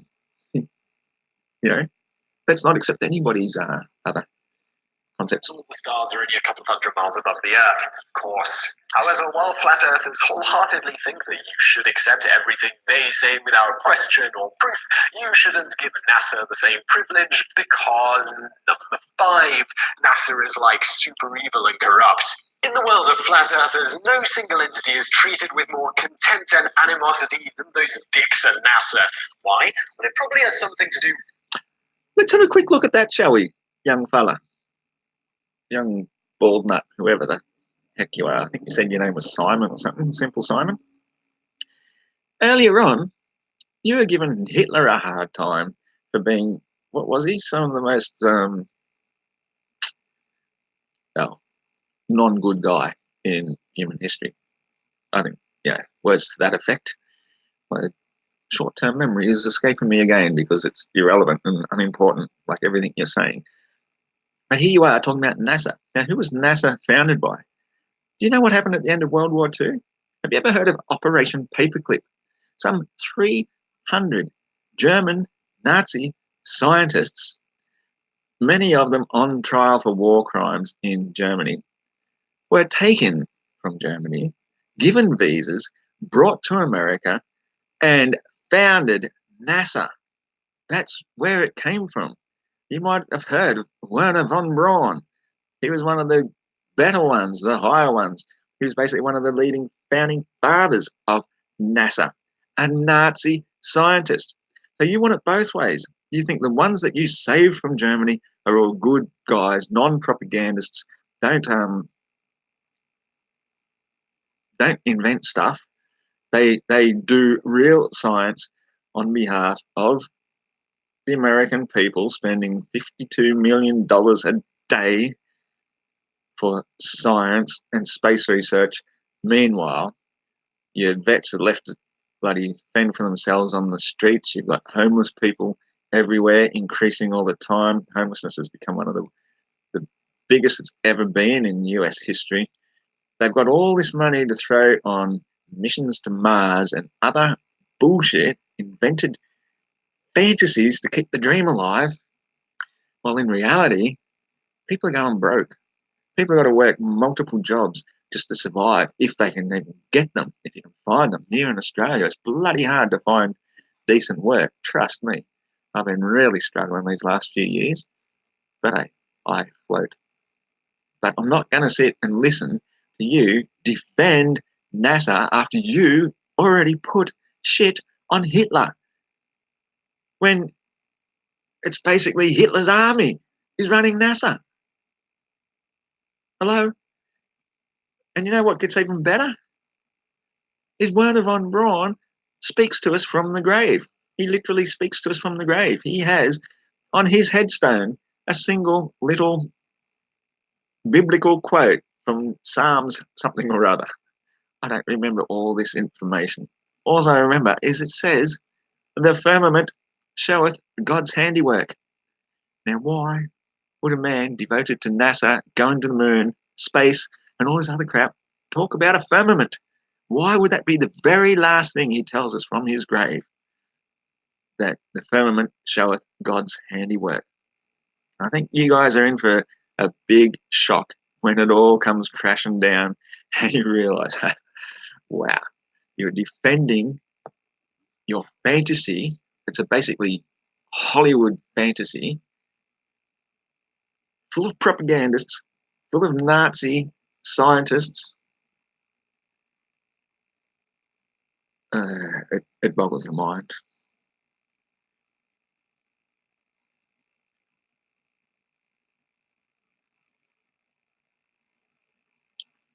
Well, thanks, Anthony. Yeah, I'm doing traffic control. I'm not going to wipe people's bums, sorry. I'm not going to. I'll wipe their brains up off the road, but I won't wipe their bums. But yeah, thanks for the advice. The fact that NASA is pretty much solely responsible for maintaining the illusion that the Earth is a sphere, and they're also evil and corrupt because, sure, why not? According to Flat Earthers, every image of our planet ever taken from space was doctored by NASA. Every trip to space, including the ones where people died, were impeccably planned ruses, and there's still no such thing as satellites, only giant NASA-controlled radio towers that lie to your GPS, television, and smartphone. NASA also somehow controls... Come on, mate. Hold up a sec. That's enough for a moment. They don't lie to us. We know that radio signals work. Radio signals are real. You can pick up radio signals with a freaking crystal radio that you make in high school. It's not huge technology to say that GPS is possible. When you've got multiple transmission towers and your device can pick up multiple different signals from multiple different directions, it can give you a pretty accurate indication of where you are, whether you be out in the middle of the ocean or out in the middle of the outback or in the middle of your city where there are multiple direct towers and direct line of sight, because that's how GPS works, ground positioning system. When we just discussed how they're all Nazi scientists, and all you can do is dismiss that as reasons. Handwave dismissal. Are you a son of a Nazi scientist, perhaps, Simon? I have a feeling he might be.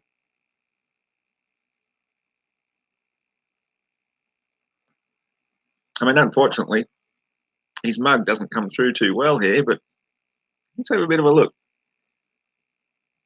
I think he's got Nazi written all over him. None of he's making fun of Flat Earth. Private ones without GPS to stop them from straying too close to the edge of the Earth and uncovering the truth. If you're wondering why NASA would bother to go to such lengths to cover up the Earth being flat, congratulations, you're already starting to sound like a flat earther. Yes, despite flat earthers being like an alien, that NASA is a massively corrupt agency dedicated to hiding the truth from the public, they have yet to offer a convincing explanation for why NASA actually cares about maintaining this impossibly elaborate scam. They just know something's up, and that's enough for them, because, number 5, flat earthers are smarter than most ancient and modern scientists. The laughable idea that the Earth is actually... Well, let's just stop there for a second. Let's have a look at how education standards have changed over just even the previous few generations. I mean, very few people had access to the information. And in fact, virtually no people had the access to the information that we have today. We have the internet. Have a guess what they didn't have? The internet. Guess what you can do on the internet? Search about just about bloody anything and everything you could imagine. Now, I know that there is that garbage in, garbage out concept, and it's only as good as the information you're going to receive. I'm not saying that the internet is the be-all and end-all of intellect and understanding of reality, but it's helpful. And we can share information, which is pretty much what I'm doing. I personally went down a different path. I could have gone to university. I could have gone ahead and been a lawyer or a doctor or a naturopath like I intended to do. I chose not to after seeing evidence of somebody close to me, a sister, becoming a naturopath, and suddenly all her views changing and we disagreeing on a lot of things. I thought, well, why would I go and do a course, go and pay good money and time to go and learn stuff that I disagree with personally? I have my personal beliefs. I spend my time out in nature instead.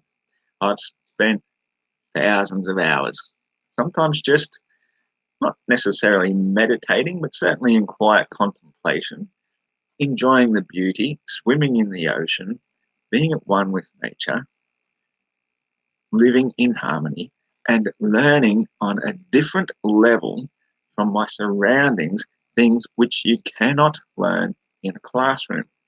And this understanding of nature is something that comes to you intuitively. It doesn't just come overnight. You can spend multiple months out doing it. You punish yourself. I'd finish work at 7 in the morning after cleaning pubs in Byron. I'd go up to the beach, freezing cold. I'd walk barefoot across this icy grass, not quite icy, doesn't quite frost there, but very, very close to it. Get to a bush track, follow the wallaby tracks through the scrub, find this place of my personal tree that I was having a long, in-depth relationship with, getting to know one another, learning to climb a tree that was virtually inclimbable. And after a while, you get a connection with nature that you cannot get any other way apart from experience. And this is something that most people will start to say, well, yeah, you're just a crazy flat earther, idiot, moron. I get them all. Aussie bogan, that's a good one. Definitely the Aussie bogan. But I've done a unique trip through life. I've discovered things that you can't put into words. You can't put into a book. I can describe some of the things that happen. Some things amazing. Some things quite scary. Deadly snakes, getting caught in big rips and big swells and thinking, oh, well, if I go down, I go down. That sort of stuff.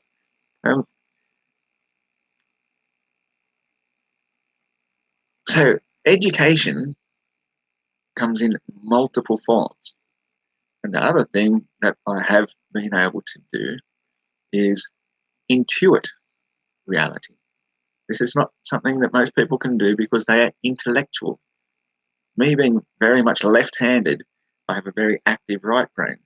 By learning to play guitar, I also activated my left brain. So I've got a very well-balanced left-right hand brain connection. I've got intellect and intuition. When you combine the two, you can know stuff that you don't even know you know. You just sort of think, when it comes to you, you go, yes, that is it. And so I can easily intuit things like perspective, like convergence, like the way I've seen the world, the ocean, the headlands, the islands, the whatever, that change with perspective as you change higher and higher. And you realize it's not ever curvature, it is something completely different. The whole idea of living on the spinning space ball, the moment you realize it and you step outside and you look around and you go, we're not moving. This is fantastic. That is your first moment of sanity that you've never felt in your whole entire life. You feel it, you instinctively know it's there, but your head has been filled full of so many beliefs from a young age about being on the outside surface of a spinning ball that you cannot overcome this indoctrination. The cognitive dissonance is what kicks in and it prevents you from going to the next step. When you hear somebody say the earth is flat, the first thing you want to do is look at them and say, you're a fucking idiot. There's something wrong with you. You're mentally insane. I did the same thing myself. It's taken me years to finally reach the point where it's like, okay, I'll sit down, I'll contemplate this, I'll debunk it once and for all. We'll go back to normalcy. We live on a spinning ball going around the sun in a solar system in an uncaring, random chance universe created by a big bang. I can go back to that, no problem. Except once you know the truth, don't go back. You cannot go back. Once you understand reality, feel reality. We are 71% water, just as the surface of our known world is estimated to be. That same water is who you are in each and every cell and every fiber of your being. And once you understand the oneness of that, this amazing realm we live upon, that we are air-breathing creatures, we live above the water level, obviously. We are creatures of the air. And that is what this whole entire age is all about, the age of Aquarius, who also happens to be traditionally the water bearer. So you've got a combination of an air sign known as a water bearer. Well, what is the water bearer in air? Is obviously clouds. What have we done in this era, in the Aquarian age? Well, we've conquered flight, we've conquered the air waves, we can communicate through the air, and we're basically manipulating all our weather as well, which I don't necessarily agree is a good thing the way they're going about it. It could be a really good thing. It could be a great thing, except that the people who are in control about it are evil, sadistic, monstrous type people, and they don't give a shit about us. We are just collateral to them. We are cattle. That's what collateral means. We're just there to fuel the fire or fuel the system for them, to make them wealth. Every single one of us is worth a certain amount to them from the moment we're born. That's an instant extra $1 million that the Federal Reserve Bank can print and then loan to the government based on the back of our wealth from what they predict that we're going to be paying back in taxes throughout our entire life. So go out and be a good breeder. Go breed some more slaves. Go make some more wealth for the system, because that's all us breeders and so forth are doing, until we wake up to the fact that that wealth is our wealth. That's not theirs. They're borrowing our wealth. We can take it back, but we have to know what we're doing, know what we're trying to take back. It's going into there it is. It's going into time. I got another beer in a second.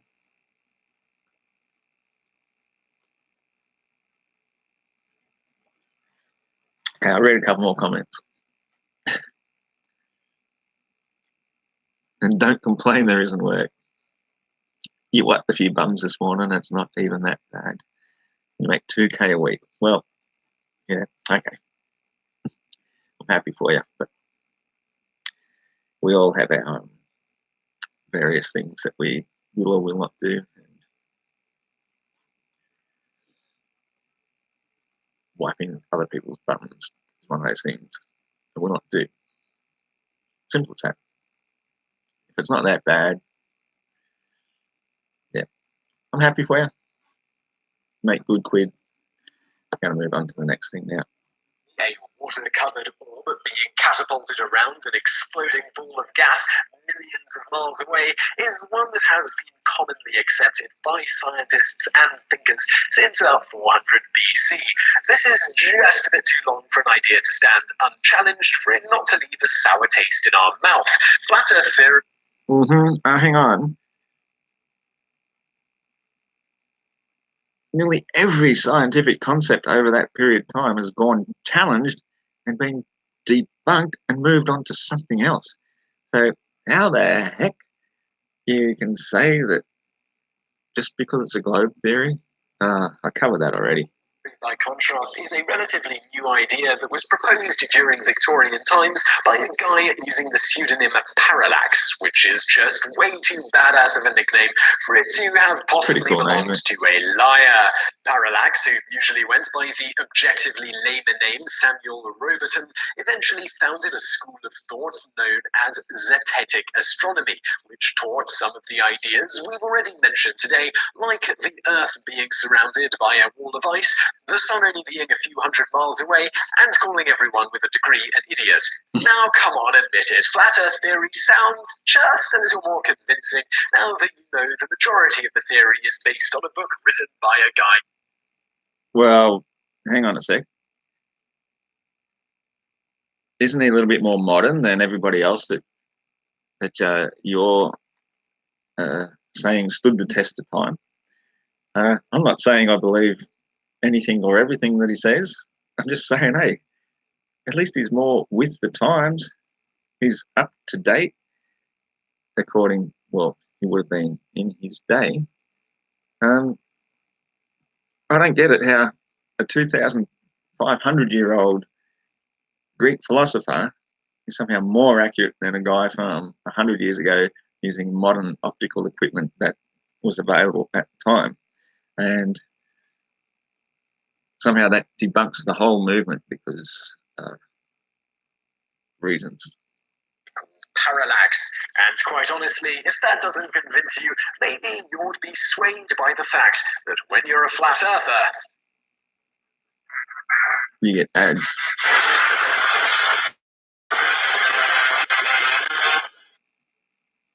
Number 4, you don't really have to understand how anything works at all. Thinking is hard, and flat earthers understand that, which is why the entire theory revolves around wild, baseless claims and hand-waving anything you don't want to talk about. No, seriously. As you can imagine, people who try to insist that the Earth is flat in an academic setting often have to defend themselves against scientists with less awesome-sounding titles than zetetic astronomer. Luckily, flat earthers have a cast iron system for answering any question they don't understand without it making them look like an idiot, and it's called telling people to look up the answer in the Bible.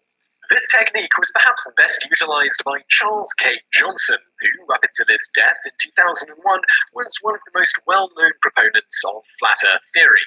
In the hundreds of interviews he gave over the years, Johnson defended flat Earth theory like a champ by ignoring any and all criticism and deflecting difficult-to-answer questions by saying only God had the answer. For example, when Johnson was once innocently asked how solar eclipses worked if the world was flat, he looked the interviewer in the eye and said, "We really don't have to get into all of that," and then stopped talking. When pushed for a more satisfactory answer, Johnson relented and simply said, "The Bible tells us the heavens are a mystery," and then refused to talk about it anymore. We think it's just fantastic since it confirms our suspicion that when you become a flat Earth advocate, number 3, you can win every argument. If browsing Reddit has taught me anything, it's that winning an argument, regardless of how right or offensive you are, is one of the most important things in the world. If you also think this, you would probably make a pretty good flat Earth theorist, because there doesn't appear to be any argument a flat Earth theorist can lose as long as they truly commit to being as obtuse as possible. For example, in an interview... That's before your example there. I think that's quite interesting because on one of the Flat Earth pages I'm on Facebook, I think it was the Australian Flat Earth group, can't remember off the top of my head, there was one person in particular who kept on asking obnoxious, annoying questions, and I had an answer for every single one of them. So that was kind of interesting in that here he is saying that it's not about being right or wrong, it's about being able to give an effective and responsive answer to any question that can at least make some amount of sense. That is obviously something that was misinterpreted from the people who foolishly believed we lived on a spinning ball in the first place. When we interpret it correctly, by looking at it objectively and saying, whatever the question might be, that we do have an answer for it, he was starting to get really, really annoyed and say, "Oh, you've got an answer for everything. Oh, you're the smart ass with an answer." It's like, I'm not the smart ass with an answer. I'm the guy who's done his research, knows what he's talking about, and isn't afraid to speak up, isn't afraid to be ridiculed by people who think they know better because they were indoctrinated differently from me. If I've got an answer for something and I can offer it, I will. I'm not an attention seeker. I'm not now I get this, well, fight the flat earth when I woke up this morning. I slept in a bit because I couldn't sleep last night. He had another interview going with another guy, going through the same old tired arguments. Fight the flat earth actually was, bringing up the same old shit he tried to use against me, saying that a plumb bob dropped down the side of a mountain, converged towards the mountain, therefore that proves gravity. If a mountain can override gravity, that's interesting. Anyway, going through the same old shit, but then all the people in the comments section, what can they do? They can say, oh, look at Flat Earth Jesus coming in, wants attention, wants blah, blah. I was like, no, I was just sitting there listening for a few minutes. And when he asked the guy a question, I popped in and made a comment because I can answer it. If I've got an answer for something, I'll let it be known. And then I just get bombarded with all these bloody globetards who think that they're, the burden of proof. You have to prove this. I said, well, no, if you can prove it logically and you can explain why it happens logically, that is the proof. If you can explain why convergence causes everything to work, it's as simple as looking into the corner of your room. As I keep trying to explain to people, convergence means everything beneath your eye level is appearing to rise up. Everything above your eye level is appearing to sink down. We know these are parallel. We know that in the far distance they will converge. Now, what happens in reality is there is no ceiling above you. It's just the sky. It's just empty air. But the line beneath you will reach this convergence point. So that's where everything beyond that point on that level will start to be obscured bottom first in the distance. And the reason we can still see the top part of it is because the air does not obscure. We can see through air. To me, it's just the most simple, logical, easy to understand explanation. And yet these people constantly, every single one of them wants me to be their personal tutor to explain it to them bit by bit by bit. And I tell you, I want to get through this so I can shut this guy up. Newspaper, Daniel Shenton, the current president of the Flat Earth Society, was able to deftly avoid being proven wrong by insisting that all evidence that proved him wrong was made with special effects. And he calmly explained that he felt perfectly okay with ignoring a millennium of science based on the fact that he felt that he was right.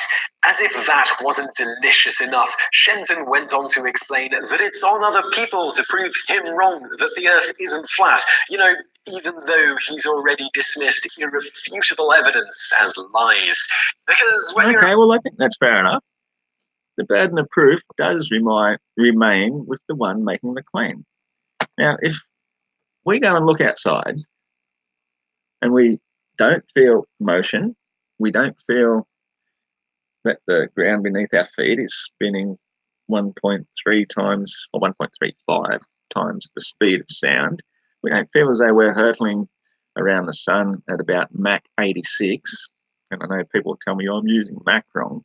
Well, I'm just using that to say, well, that's just 86 times 767 miles per hour. That's the speed we're told. So Mach 1 being the speed of sound, the Earth is hurtling at 86 times that. So I will not bow down and say I'm using that incorrectly. I'll say I'm using it in a way that people can logically understand as a reference point to how fast you think the Earth is spinning around the sun. So if we can't see, detect, feel, have any way of determining that those things are real, then the burden of proof comes back to the one making the claim that that's what we're doing. That is why Flat Earth has become such a huge truth movement, because we've realized we're not the ones making the claims. It's the globers are making the claims. We're just looking at reality as it is. So you are the ones that have the burden of proof then to prove that these speeds are real. And all you've got is to say that the stars are billions and billions of light years away. That's why you can't really detect any motion, because there's no reference points and it's all relative. Relativity does not cut it. Reality cuts it. If I'm in a car moving at 30 kilometers per hour, that's quite slow. I can put my hand out the window and I can feel the speed, because motion is detectable. It's as simple as that.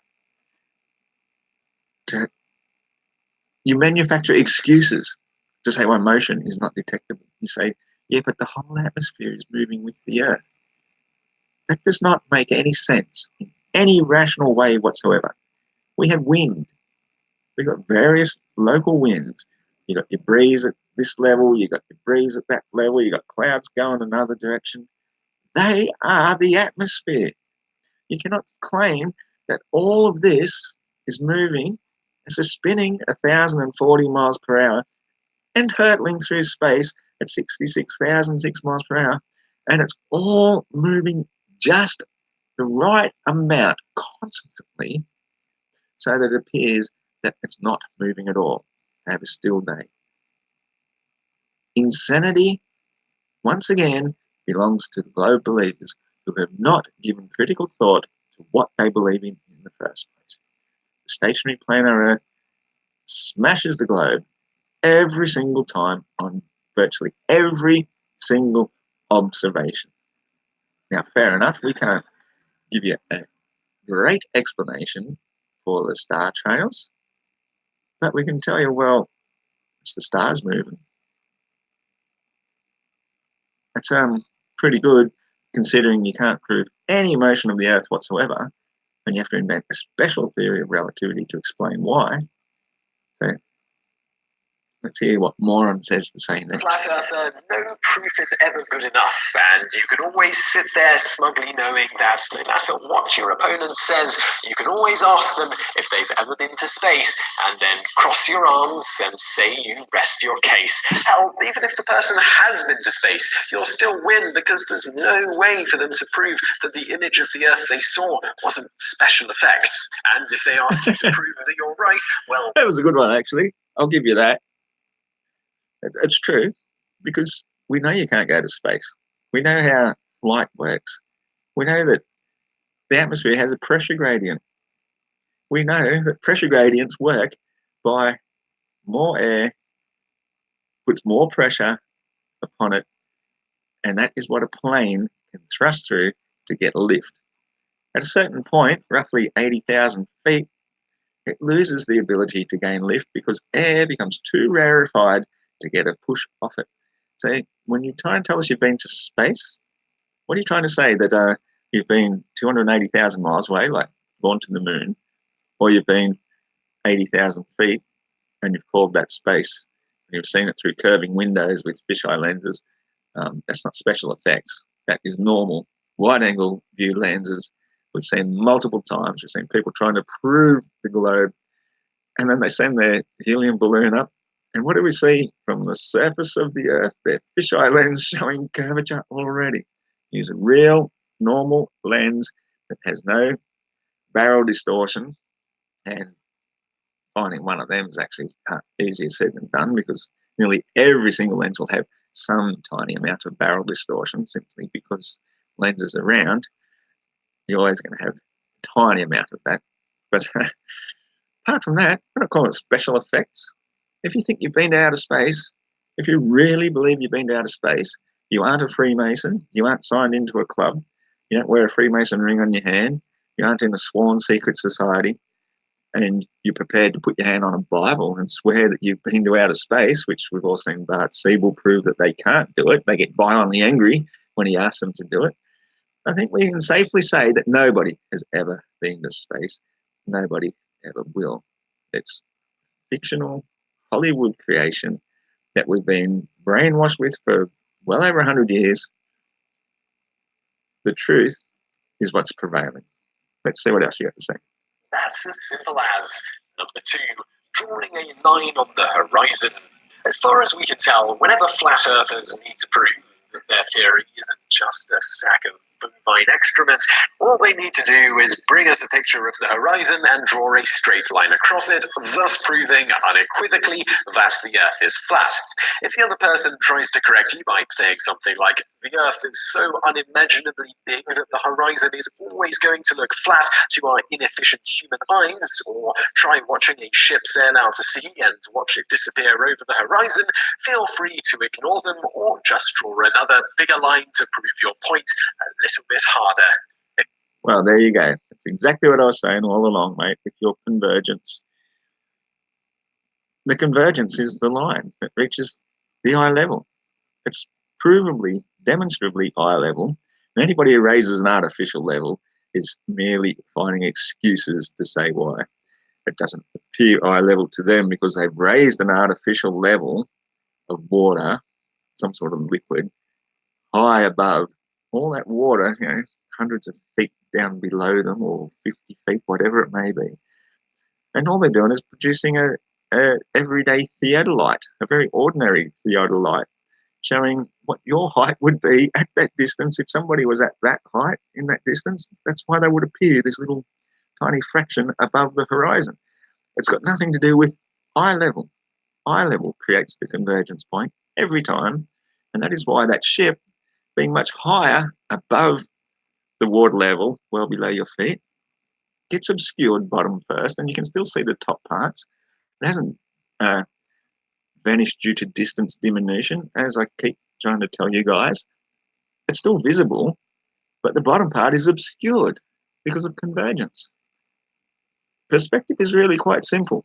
Convergence, perspective, distance diminution, put all three together, you'll start to really quite simply grasp why things will disappear in the distance, bottom first, all depending on their height, your height, and that's pretty much it. Your height determines how far the convergence point becomes. That's the obscurity point.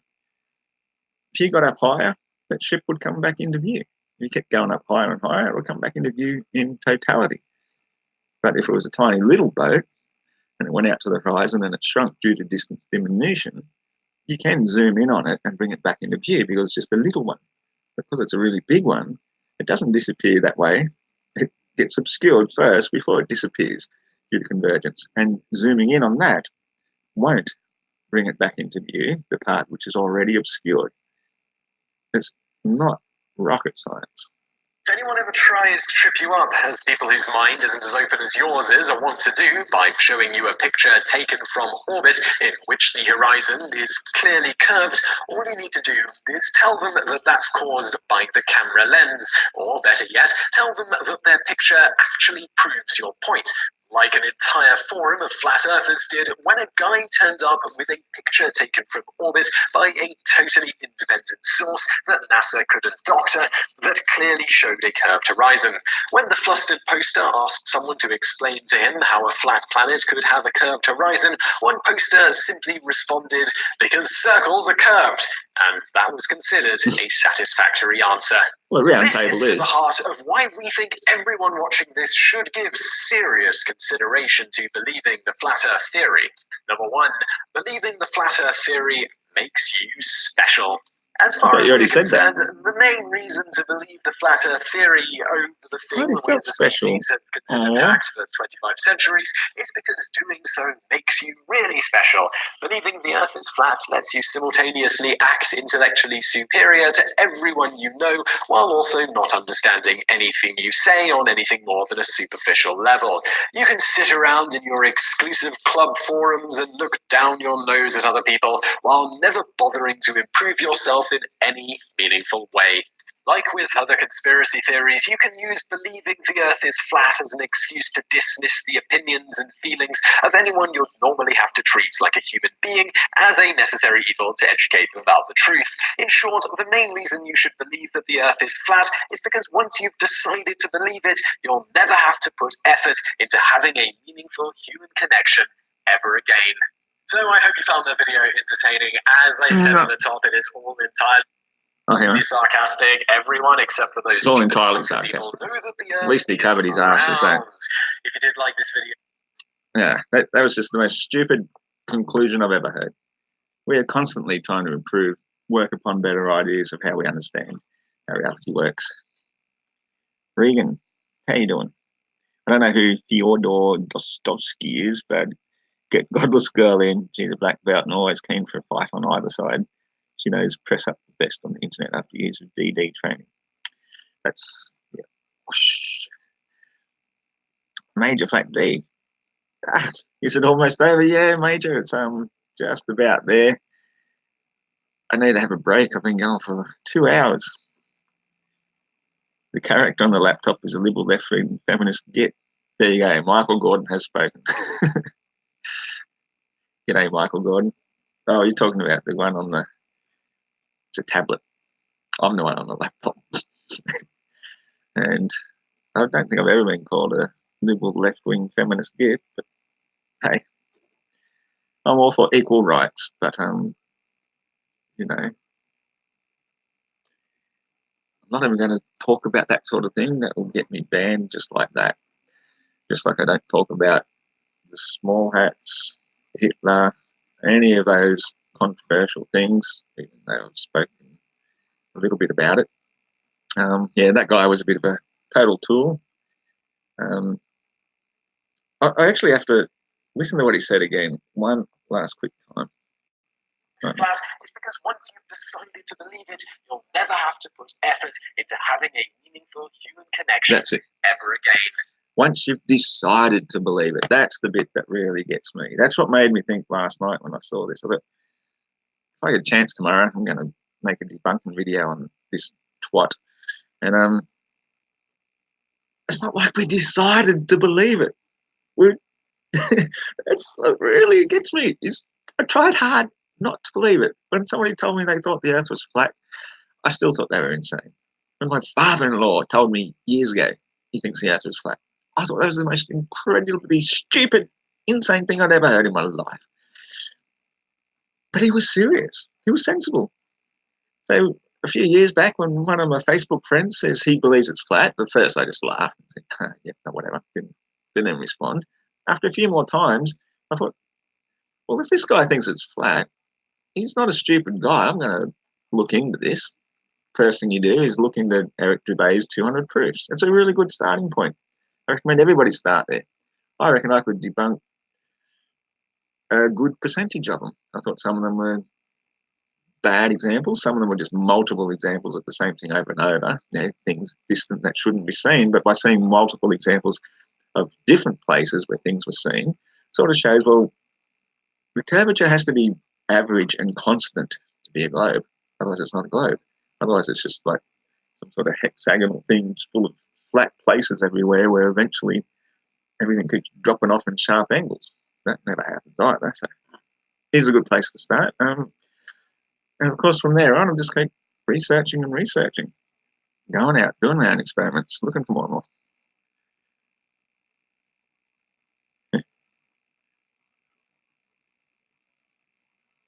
All good, Michael. Regan, yeah, no worries. I understand. Saw me stand my ground in the globular room. That would have been the fight the flat earth one. And yeah, sometimes you just got to stand up and not take shit because that dude just speaks over and over to you. The dude is just projecting. Very lucky to have a flat earth father-in-law. Cheers, Major Flat D. Well, yeah, Anthony, I didn't know it. He became my ex-father-in-law well before I had a chance to talk to him about it, which is a shame. Because for the last few years now, I've actually wanted to sit down with a camera or voice recorder at least and actually give him a good in-depth interview. I reckon he'd be a wealth of knowledge. For someone who spent his whole life at sea, merchant marine sea captain, bloody hell, he knows his stuff. He's a no-nonsense guy. And yeah, the first thing when I said, when I thought that was ridiculous, he brought up the example of the Suez Canal. And so that's a really good go-to for any flat earther. When somebody starts saying, how can it possibly be? Bring up the Suez Canal. It's a perfect one. It's over 100 miles long. All across flat level land. It's dug out of flat level land the whole way. Of course, globers will tell you, but flat level aren't synonymous. They are synonymous. Look it up. There should be 1.6 miles at least of drop from one end to the next, and there's not a single lock in the whole entire place. That is actually an excellent proof, and that was the first thing he said to me, but of course I didn't understand it at the time because my cognitive dissonance was still wheeling away inside my head. How on the earth be flat? What about all the water? Blah, blah, blah. Once you understand we're not in outer space, the hammer drops. We know where we're at. Should hit him up. I should hit him up, but last time I spoke with my kids, I asked him how he's going. They said, oh, he's really losing his mind. After he retired, didn't take long. he did start getting a bit senile. He was one of those guys. He lived, probably still is, lived life to the full. Big bastard. You imagine you're a big Northern European, Swedish guy, big fat face, big fat body, not obese. He was active, strong, working, just a big, sort of strong, and a strong mind. That was one of the things I really respected about him. Was when I first met the ex-missus, the mother to my 3 children, is that the thing I really admired was obviously her heritage. Very strong genes, strong intellect. And I thought, well, I'll make good children with her, even though she wasn't 100% my most ideal situation. Nothing's ideal in life, is it? I mean, you don't pick your life partner based just on their looks alone. Of course, you base it on a whole range of things. Over the years, we did slowly spread apart. We lasted nearly 15 years, 10 years of that married, and fell apart. And I've also been a very highly, being a Cancerian, you might say I get a bit emotional. I have strong feelings about things, and so when I get really, really pissed off about things, I tend to overreact, take it out on the wrong people. And I've probably said a few things to him over the years that pushed him away, created a distance between us, and be very hard to mend. I have seen him once or twice since and spoken amicably. But yeah, I think you're right. I really should get down and have a good conversation with him, record it, and save it for prosperity, because there's not too many who've spent their life at sea who will come after retirement and just say out of the blue, like, I wasn't looking for this conversation at all. He just comes out of the blue and he's, in all seriousness, he says, after all this time, and I think the earth is flat. And I was just like, sorry, did I just hear you correctly? I think there's something not working right upstairs. I think the earth is flat. Far out. That was, in hindsight, a major revelation. I wished I had paid more attention, but as I say, at the time I was probably, what would I have been, in the 30s anyway. I just wasn't ready to hear that at the time. Now, I think, far out. Be really good to listen to him. So anyway, I'm going to have to call it a day on this particular one. Thanks for dropping in, everybody.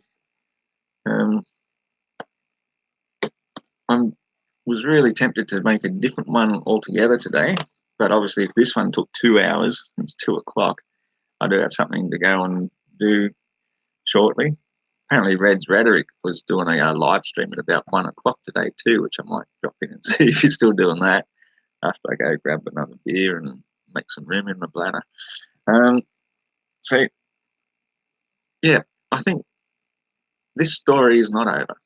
This whole flat earth story, we're just getting to the very starts of where it's really going, what it's really all about. And I hope to be a big part of just bringing in a hopeful message for people. If you watch this through again, there were some parts there I got a little bit inspired. I felt something else coming up from inside me that I think it's an important part of who we are, where we're going, why we're here. And, I think Flat Earth is the key, because once you get through that first major hurdle, cognitive dissonance, however you pronounce it, once you've gotten past that, once you've grasped the fundamental basics, everything else starts falling into place bit by bit by bit. And as I keep trying to say, the truth is what sets you free. Keep it flat, and I'll see you all around. Cheers.